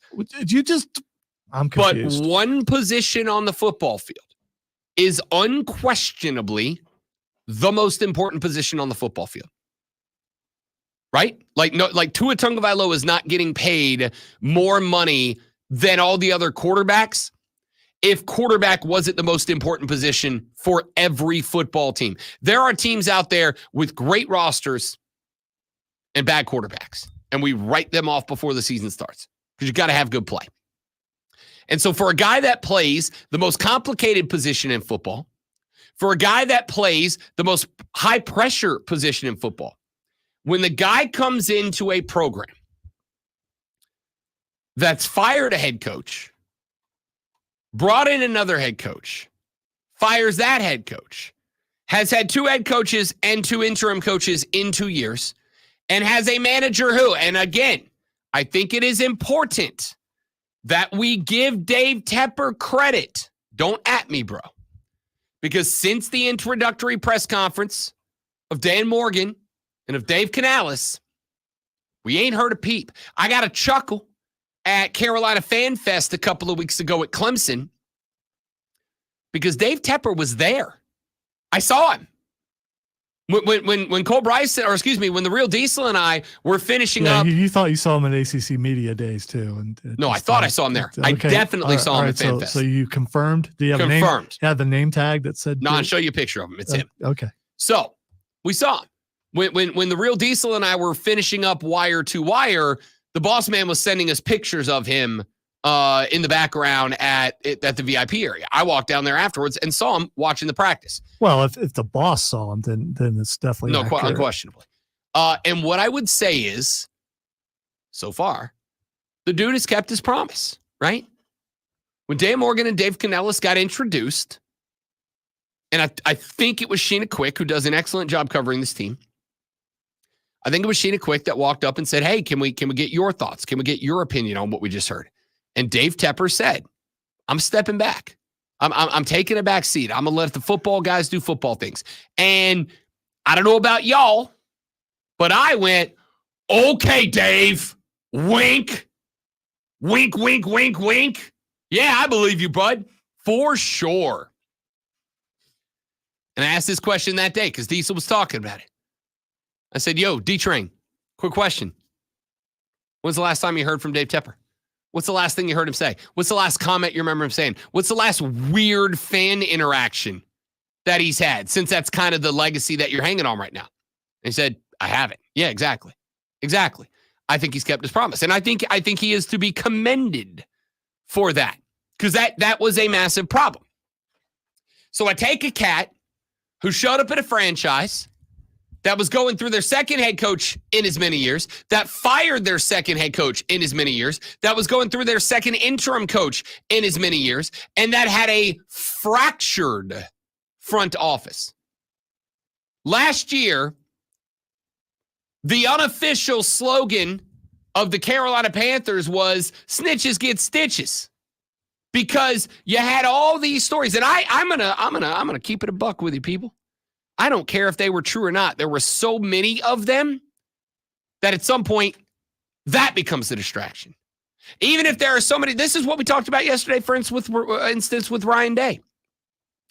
It is not that I believe that there is anywhere close to a majority of Ohio State fans who are ready to move on from Ryan Day. It's the fact that there is so much noise happening about it, that what is being talked about, the actual issue, isn't the problem. It's the talk about the issue that's not real that becomes the problem. That was a big part of Carolina for me last year.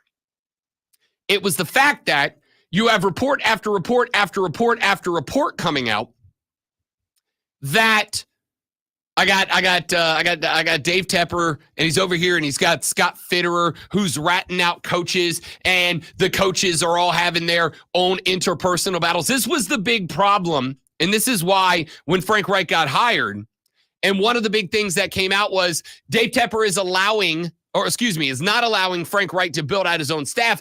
Dave Tepper is demanding that this team goes and puts together an all-star coaching staff. And I said, ooh, that's a problem. That's problematic to me. It's problematic to me because you're bringing a bunch of different guys from different philosophies, from different backgrounds that don't really have much in common in terms of work experience. You're throwing them all into a room and you're saying, get it together, boys. I've been in this game a very long time, you guys. And I can tell you that when you bring a group of people from different philosophies and backgrounds and you put them in a room together and you say, make it work, sometimes it doesn't. Sometimes different guys with different philosophies about how different things should be done in different ways, they can't compromise. They can't reach an agreement. And I thought that's what happened. And here's this rookie quarterback, first-round draft pick overall, a guy that, in a situation he had nothing to do with, watched a team give away a buttload of resources to go get the guy. So the pressure naturally increases on him to be the football messiah of Charlotte, North Carolina. I don't see how he could have survived, how he could have thrived, but survived. And that is a retrospective look. Coming into last year, you're like, all right, man, like I expect you to be good. I'm not saying make a Pro Bowl your rookie year. I'm just saying I expect you to be good. And looking back at it now, and I think this is absolutely a hindsight being 2020 kind of moment. I look back at it now and I go, looking at what that bleep show was, I don't know how I could have expected anybody to survive in that situation. I think there's a lot of quarterbacks, and I will not say all, but I think there's a lot of quarterbacks around the league that if you switched their place with Bryce Young, I think you'd have gotten similar results. Honestly. I think if I would have flipped Kirk Cousins and Bryce Young, I think the results would have been, I'm not going to say identical, but I think the results would have been similar for both teams. I still think Carolina would have been real bad. They might not be 2-15. They might have been like 4-13. And I'm not saying that Minnesota would have been a playoff threat. I'm saying they'd have been close. That's it. So looking at it in retrospect, I don't know how he could have survived last year. So this year, it's not an all-star coaching staff. This year, it's Dave Canales' coaching staff. This year, it's not a QB whisperer who has a questionable scheme. It's a guy you hired because of the scheme. Last year, it's not a stagnant, static, old-school offense. It's an offense that, as Rashad Beard pointed out in the last segment, is utilizing motion, is opening up reads, etc. Yes, in my opinion, which is objectively right, in my opinion, I have already seen things that make me go, okay, this is the year that I think it is fair by week 7, 8, 9, we can go Bryce Young ain't or do got it. I don't think you can do it last year. And that reason alone is why I have hammered down this is Bryce Young's rookie year, in my opinion.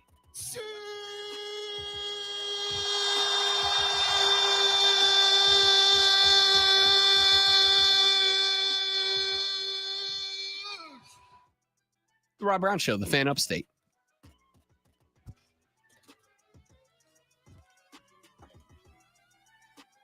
I got to go to the potty. What can I say?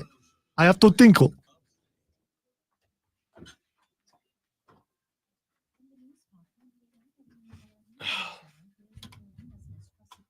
right, guys. Be back in just a minute. Stay right there for me, please, and thank you.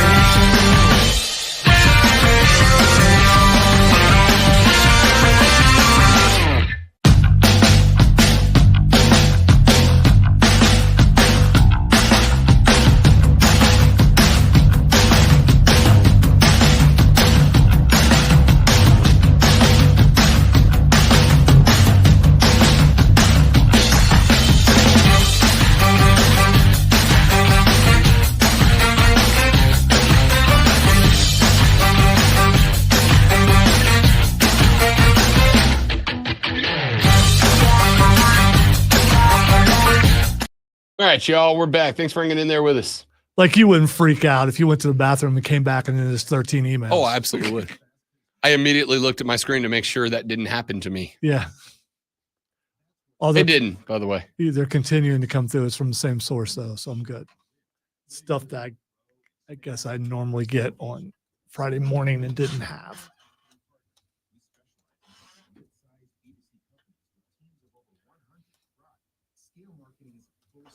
I bet Chris has blocked them all from him. Where we used to have to put all the commercials in, I still get emails every time there's a commercial delivery. And when there's a big dump, I will get like 40 or 50 emails all at once.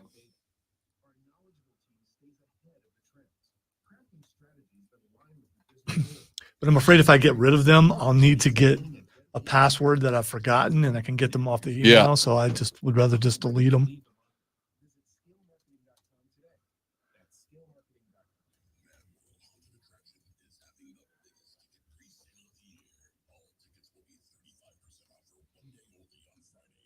I think that new Alien movie comes out tonight, or came out yesterday. Have you seen? fun. Have you seen the popcorn buckets? No. Look up the Alien popcorn buckets, dude. Are they as poorly? Oh, all right, that's dude. pretty dope. That's pretty cool. My wife wouldn't allow that in my house, probably.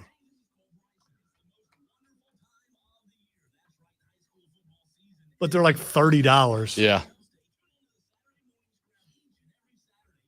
Says the guy who has a Ghostbusters trap at home. That's a popcorn bucket. Dig it down now. I would never spend that amount of money on something that I won't use or just, yeah, never. Like the cowboy hat I spent like $80 on, worn twice. It was good though, still.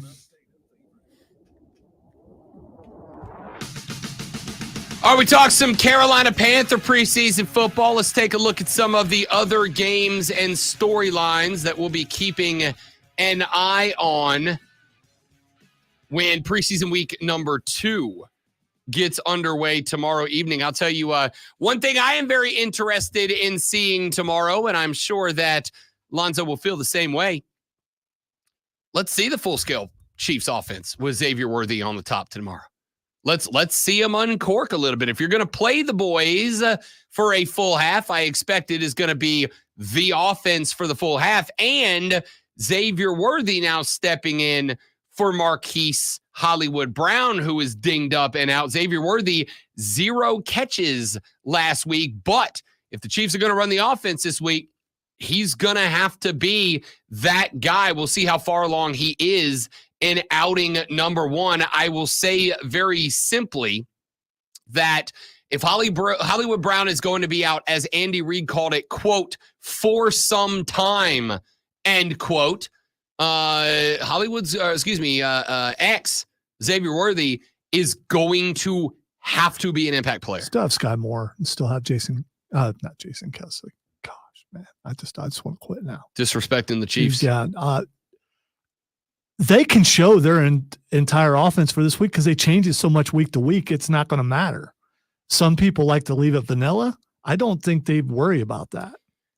Do you come out and scare the league that's been disrespecting them big time? Just come out with full offense, drive down, score 3 touchdowns, and then stop. I think what I'm doing if I'm Andy Reid, because you got the Ravens and the Bengals out of the gate. You got 2 of probably your 3, maybe 2 out of 4 of your biggest Super Bowl threats starting the season. 5th of November, you got the Ravens. 15th of November, you've got the Bengals before you're on the road at Hotlanta and then on the road at LA, the Chargers version. If I'm Andy Reid and if he's committed to running the starters for a full half, I think I'm going with the offense. I think I'm going out. I think I'm balling. I think I'm playing. I think I'm just going for it. And again, I don't think that the offense changes for Andy Reid. I just think Andy Reid is better at making offensive adjustments play by play than most coaches are at making offensive adjustments half by half. It's not that it is a different offense. It's just he tinkers so much based on what he's being given and not given that it kind of feels that way game to game. I think I'm rolling, if I'm the Chiefs, I'm rolling out there immediately because what Xavier Worthy can do, especially when, but definitely before Hollywood Brown comes back, I need that kid to be a feature, because if you don't want to end up in a spot, it is just as realistic that the Chiefs start 0-2 as it is that they start 2-0. And I think a lot of that's going to have to do with whether or not Xavier Worthy is in any sort of routine when it rolls around. I don't know. Pacheco's supposed to be even better this year than he was last year. I hope Saturday they just start off with a bomb right away, because I'm curious if we know how fast Xavier Worthy is. How fast is he on the football field when someone's covering him? That's what I want to see. And that's the question. Listen, you talk to anybody who knows ball, and they will tell you shorts and shirt straight line speed is not the same as shells and helmet angled speed, right? A lot of guys, incredible acceleration, good holding speed, but the second you ask them to plant a foot and change direction, all of that stops, reverts, redirects, and then goes again. Well, all I need for a DB is 0.2 of a second to get back into the slot where I'm covering that guy up. So I think it's as much. We know Xavier Worthy can get from X to Y faster than anybody else. My question is, can he get to X to Y if he's got to run an interior cut in the process? Yeah, well, if you think about it, Tyreek Hill, it wasn't all bombs for him. He would catch stuff in the flat, close to the line, and then make a run out of it. So can Worthy do that? Then you'll know if you actually have a replacement for Tyreek Hill, which you didn't have last year and still won the Super Bowl. 1:00 tomorrow, the Cincinnati Bengals taking on the Chicago Bears. Matt Eberflus said that we should expect somewhere in the neighborhood of 50 snaps in the preseason for Caleb Williams. We did get a few of them last Saturday for the number 1 overall pick, threw for 95 yards and a 101.8 QBR in his first game at all, because he did not play in the Hall of Fame game. What does Chicago show? But I think it's just as interesting on the other side. You've had joint practices this week. Rashad Beard's already said he does not think you're going to see Bryce Young this week, because Bryce Young has effectively been playing preseason ball against the Jets in the joint practice yesterday, got a lot of snaps doing so. Caleb Williams and the Chicago Bears did have a joint practice against the Bengals this week. Will they follow that same methodology and hold Caleb Williams out, or will we see if he can come back and do what he did last week again? That's the other thing about the NFL. There's not a consistent way of doing things. Every Nope. coach does something different. So no clue if he's going to play. I hope he gets to. I like seeing a little bit of the starters in the preseason, especially the new guys. I don't disagree. I do not disagree. Let's go to another one. The Pittsburgh Steelers. They have been maintaining for a while now that Russell Wilson is QB1 for week number 1, but Wilson is not way clear of being not the dude anymore. The thoughts are that Justin Fields will push Russell Wilson. And this is one thing I said, Lonzo and I talked about it a lot. I think Russell Wilson is both starting and finishing the year as Bears QB1. But the reason Justin Fields is there, same reason Michael Penix Jr. is an Atlanta Falcon, because he's QBF. He's QB of the future. He's the guy they're looking forward to. They'll be ready to switch to him the day that Mike Tomlin goes, okay, it is official. I've seen what I need to see. Justin Fields is clear-cut better than Russell Wilson.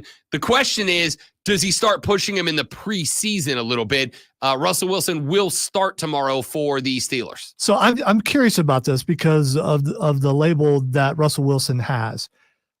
If he goes at Tomlin a little bit because he's not happy with the play, does Tomlin pull him if they're that close?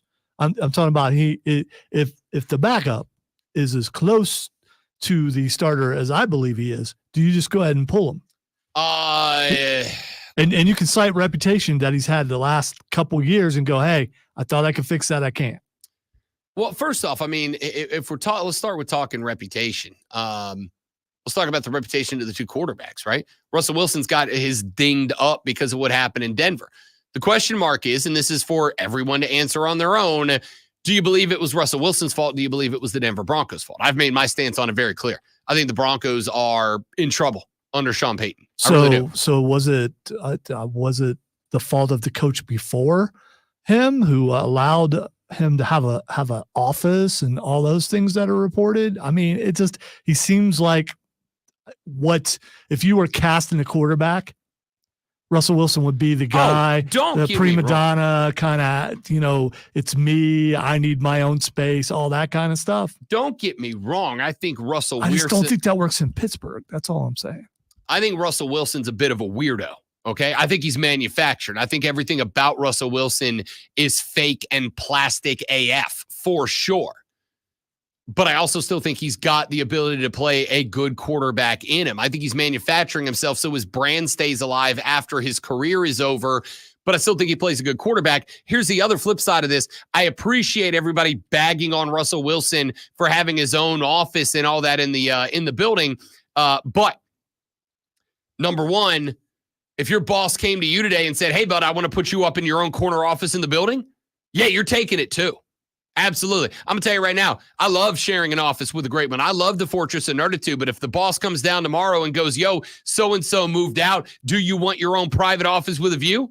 I'll come see you after the show, pal. I don't want to kill things, but I was in there for a couple of years by myself, and I suggested certain people get in there, starting with Chris, and I suggested that you get in there because I was lonely. And it's appreciated. So I don't want a corner office. I don't want to be by myself. This is the only time I have interaction with people is when I'm at work. Not me. I will take my own corner office with a view. Thank you very much. So what you're saying is you want out of the office. That's what I'm getting at. I think that's what everyone. Nope. Those are two different things. I don't want out of the office. There's probably room in there with Cole and Diesel. I mean, you could squeeze in a third person. No, I absolutely don't want that. No, I don't have an answer. Listen, if Russell Wilson is giving, or excuse me, if the Denver Broncos are giving, Russell Wilson is taking. I don't have an issue with that. Now it's just a matter of where's Justin Fields versus Russell Wilson, and I think we'll get a read on that tomorrow. Number 3 story I'm looking forward to: the Minnesota Vikings are at the Cleveland Browns at 4:25 tomorrow.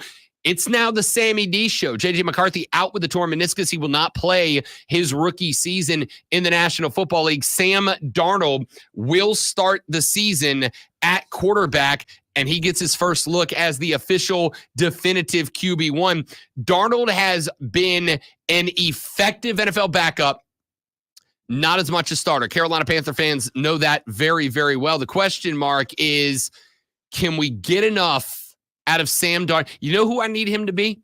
I need him to be Brock Purdy. That's what I need Sam Darnold to be. I don't need you to be electrifying. I don't need you to be incredible. I don't need you to be amazing. I need you to be good enough. I need you to be good enough to allow a fan-damn-tastic cast and crew of skill position players to drag you to greatness, not the other way around. Can Sam Darnold be Minnesota Brock Purdy? If the answer is yes, the Vikings, they might be okay. They might be okay. If not, woof.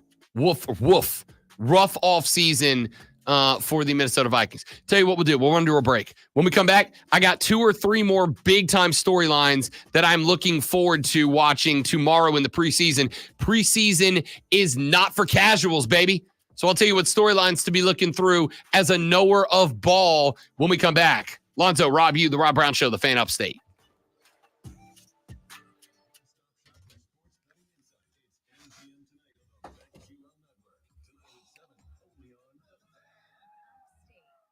Oh, man, my back is on fire. My back is on fire. Oh, you're still here. Hey, Chris is here, everybody. He is now ruined for the rest of the show. The next 25 minutes, because he just got jump scared, even though he knew they were in the hallway. I mean, it's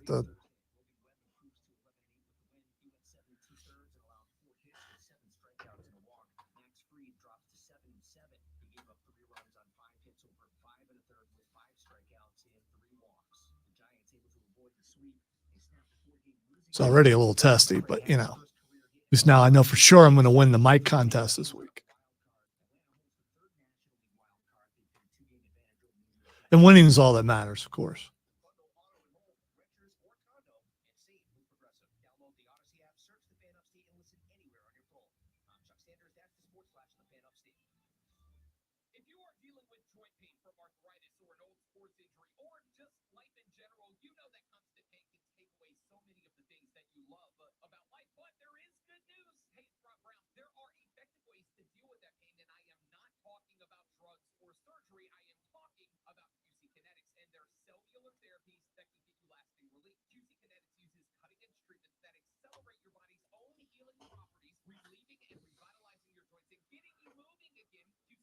Do you hate when breaking news shows up on your feed, but it's breaking news from yesterday?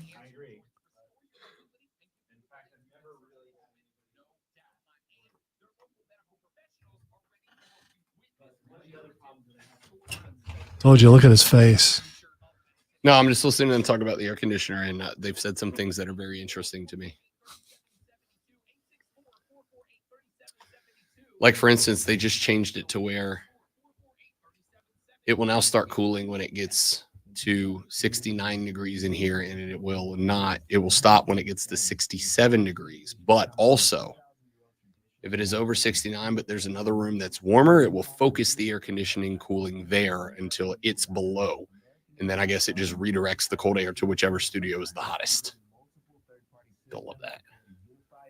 Yeah, because we want it to be all about us. Correct. But my experience has been that this room has been the hotter of all of them. So if it remains to do that, we'll always get cooled first. Sure. I'll take that. Nice. Thank you for being there for me, Joey B. Much appreciated.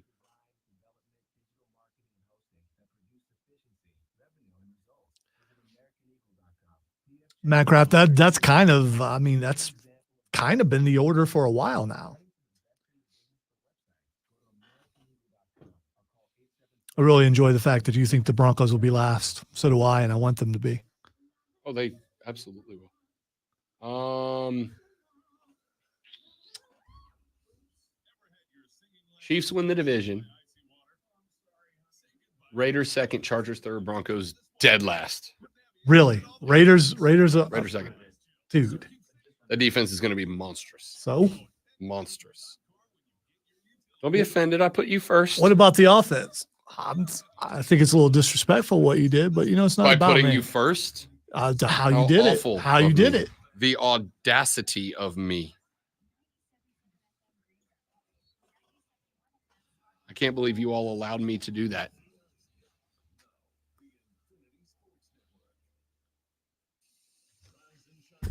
It was one of the things was longer than the other one. It's just a bracelet in general. It's not about. I've never. Okay.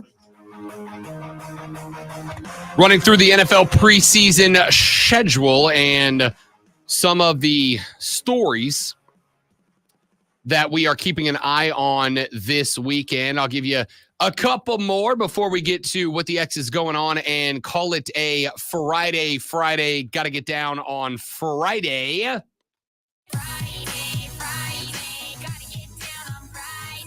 Banger. It is like Joe Hendry. Banger. Wait, where is it? I gotta get the right clip. Banger. Banger. Banger. Banger. Where's the after? Banger. Banger. That just sounds. After banger. There we go. All right. After banger. Banger. Banger. Okay. Denver Broncos. We just talked about them a minute ago. Denver Broncos are going to be, I think, pedestrian at best this year. I do not think they'll be the worst team in the National Football League. I think that honor and distinction belongs to the New England Patriots this year. I think that their dynastic run of 2 decades, they're paying for it. They're going to pay for it now. All right. They made a very long run. They were very good for a very long time. And now they got to be bad for a little while, at least a little while. I don't think Denver is going to be that good either. The Broncos don't play until Sunday evening when they host the Green Bay Packers. Bo Nix is the story. Captain checkdown. Started an NCAA record 61 games between his stints at both Auburn and Oregon. Here's the fun part. Who else are you excited about there? This isn't a quarterback competition like it is in New England. All right, is it Drake May? Do you go with Jacoby Brissett and let the veteran get the hell beat out of him so that you don't ruin your project quarterback?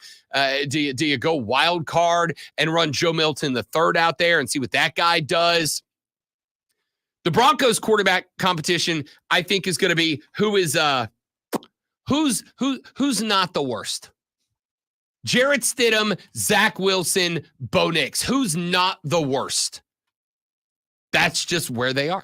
Hey, speaking of rookie quarterbacks, how about Jayden Daniels?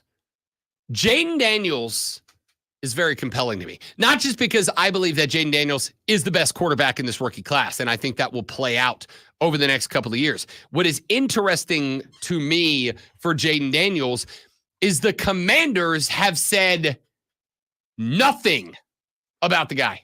Nothing about the guy. They've said nothing about Jayden Daniels. They have not talked about their plan for him. They haven't even named him QB1. All right, you can get mad at me about this, but I don't care. According to Pete Thamel, the WWE is set to unveil branded title belts for a number of top college programs, including Georgia, Alabama, Texas, Michigan, Ohio State, Notre Dame, and LSU. Okay. I mean, listen, they've already done it with And of course, the picture is of the Alabama belt. well, of course. Go where the money is, right? The big A's on the side plates. It looks really good. I'm not mad about it. They did it with, I think they did it with what? MLB teams, a select number of MLB teams. And here's the thing. WWE saw the NIL door open and they kicked it down, dude. They kicked it down. And not just football players. Like they've got they've got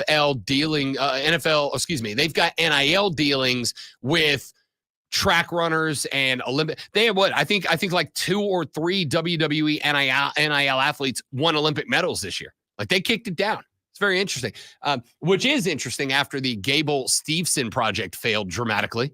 He's now in Minnesota, right? Buffalo. He's a Bills. Oh, is he? Okay. Yeah, All he's right. a Bills. I don't think he's going to be on the roster, but right now he's a Bills. At least he hasn't gotten any fights like Brock Lesnar did. Not that I'm aware of yet, but you'll know if it happens because it'll be like, oh, there's a fight, Brett. German suplex. All right, that fight's over. It's over. Don't know what the deal is for Jayden Daniels right now. I mean, I think he's got to be QB1. I think he has got the the biggest likelihood of being that transformational rookie quarterback that comes hot out of the gate and makes a difference. They got scary Terry McLaurin back there. That is kind of the primary for him. I'm interested to see what happens. The Commanders face the Dolphins on Saturday. Go to school at? I don't know. Where did Terry McLaurin go to school at? I'm just curious. I just it sounds like Lonzo. Maybe wide receiver you. I could be wrong. It's possible. The Washington Huskies? I have problems with names. Okay. Yeah. That of course would be an Ohio State University. I'm just saying because most of the time it just seems like every time a wide receiver is talked about, a great wide receiver, they come from there. Yeah, for sure. Justin Jefferson. Oh wait, no. It was Clemson for a while. Tyreek Hill. No, but no longer. Not 99. Not the member of the 99 club. All right, disparage your own team now. Go ahead. We don't have a Buckeye wide receiver anymore. No, they're all gone. Michael Thomas is gone. Oh, okay. Yeah. No, we got Olave still. Olave's a Buckeye guy. Okay, because last time I checked, he's pretty good. Old Columbus South, New Orleans, Louisiana. We're due another Buckeye. It's been a minute. Commanders Dolphins coming up tomorrow. Wonder how much we'll see Jayden Daniels, and more importantly, wonder if they will turn him loose. Hey, here's a quarterback competition ain't nobody talking about right now, and yet it might be the most compelling one of all. And if you're on the stream, we talked about it a little bit during the break there just a minute ago. Talked about the AFC West in the predicted order of finish. We will give you those not next week, but the week after as we line it up for NFL Week 1. One of the biggest quarterback competitions may have a lot to say about how that division orders up. Aiden O'Connell versus Gardner Minshew II. A QB battle for the ages. Wow. I'm looking forward to this. Whoever comes out of this is going to be scarred for life, but still.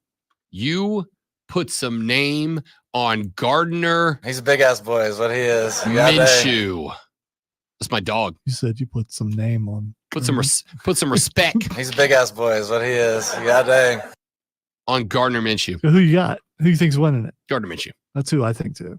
Gardner Minshew. Aiden O'Connell last week, pretty good. 7-9 for 78 yards on one drive, though he did take a third down sack near the goal line. Gardner Minshew took over 117 yards and a touchdown, played well as well.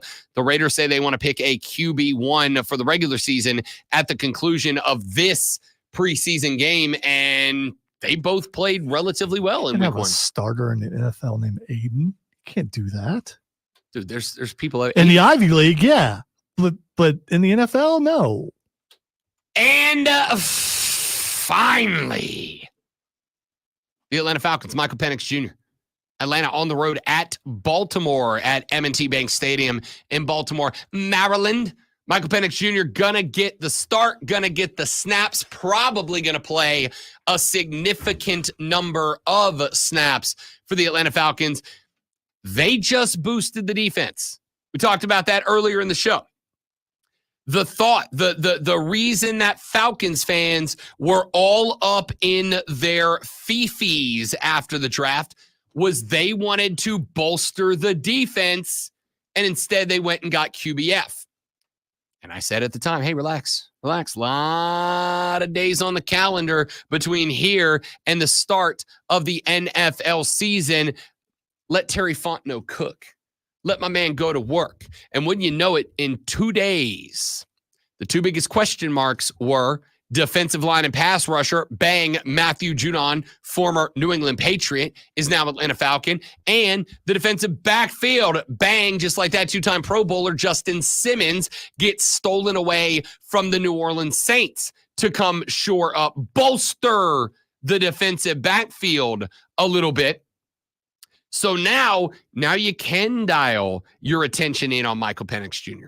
Let's see what this guy's going to do. I do think you're going to get some starting time for the Atlanta Falcons on the road at the Baltimore Ravens, and I think that's the biggest question that's got to be answered. Is MPJ ready to be QB1 now in case something happens to Kirky, or is he going to need some time? Is he going to need some development time? Is he going to need some garbage time snaps when the Falcons are either up big or down big to give him an opportunity to figure it out? Or does he have it now? Again, not expecting that this guy's going to be a monster. Not expecting that this guy's going to be an all-world player right out of the gate. Although, as somebody who appreciates and enjoys chaos and drama, it would be super awesome if he was. How much fun is it if Michael Penix Jr. comes out tomorrow and goes like 15 of 16 for 220 and 2 tutties in one half? Uh-oh. Do we have a controversy? That's what I wanted to happen with Joe Milton last night. It didn't. I was very sad. I really wanted that guy to come out and just cook. Hey, can Sean McVay stop being good at everything now? No. Yes, it's a tie at the buzzer. Oh, I was doing so well. Oh, I can't believe it. All you had to do was do folded under nothing pressure. at all.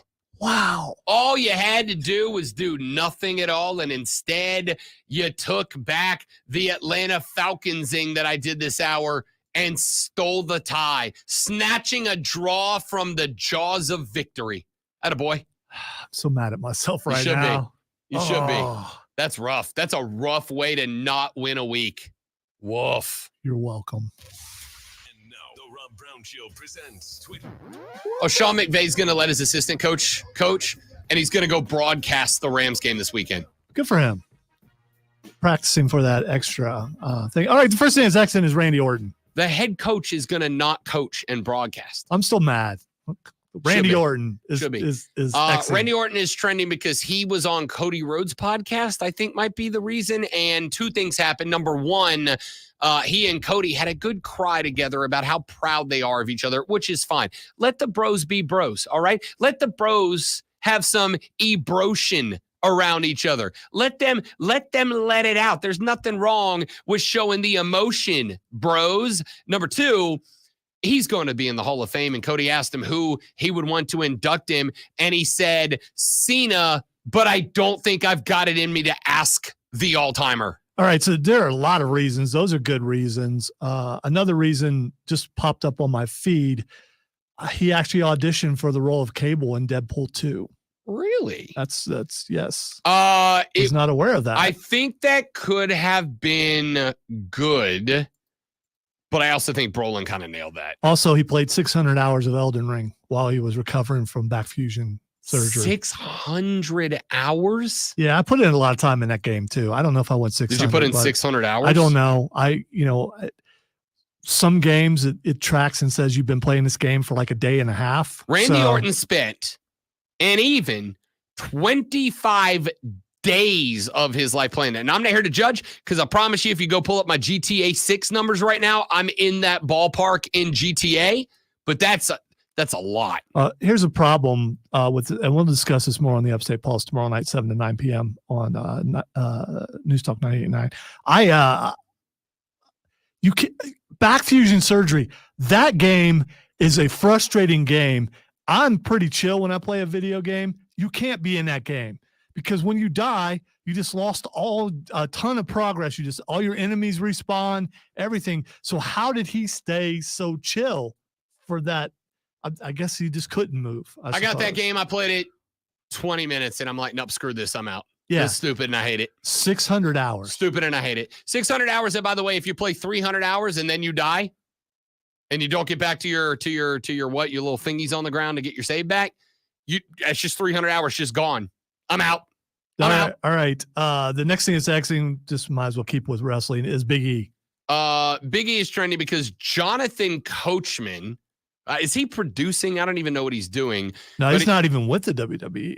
Well, Jonathan Coachman said yesterday on a pod that Big E will never wrestle again, that he is officially done, that he's not going to be able to come back. Now, I don't know why Jonathan Coachman is the guy that everybody's decided they're going to take at his word. No shot against Coach, but like I said, he's not there. I don't know how or why he knows. He's been doing a lot of talking about his time in WWE, and it was not a very good time for him and why he won't go back.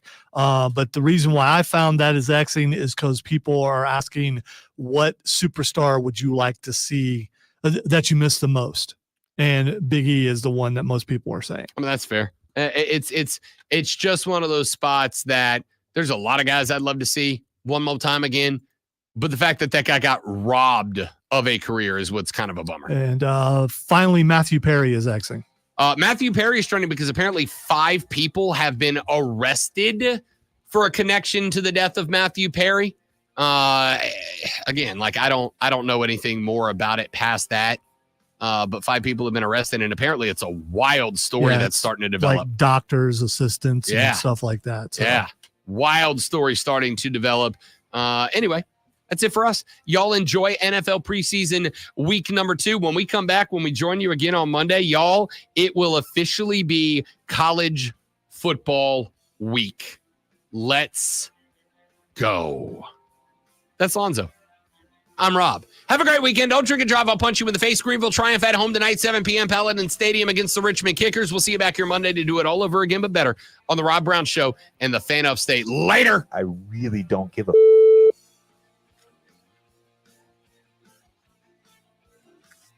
Oh, I can't believe I did that. I'm still upset about that. I mean, like 6 minutes away, and the dub was right there, and you blew it. All right, that's it for us, guys. You better, you bet, from 3 to 7 on the BetQL Network, wire to wire with Cole Bryson at 3 to 7 here on the Fan Upstate, and have a great NFL weekend. See you back here Monday. Goodbye.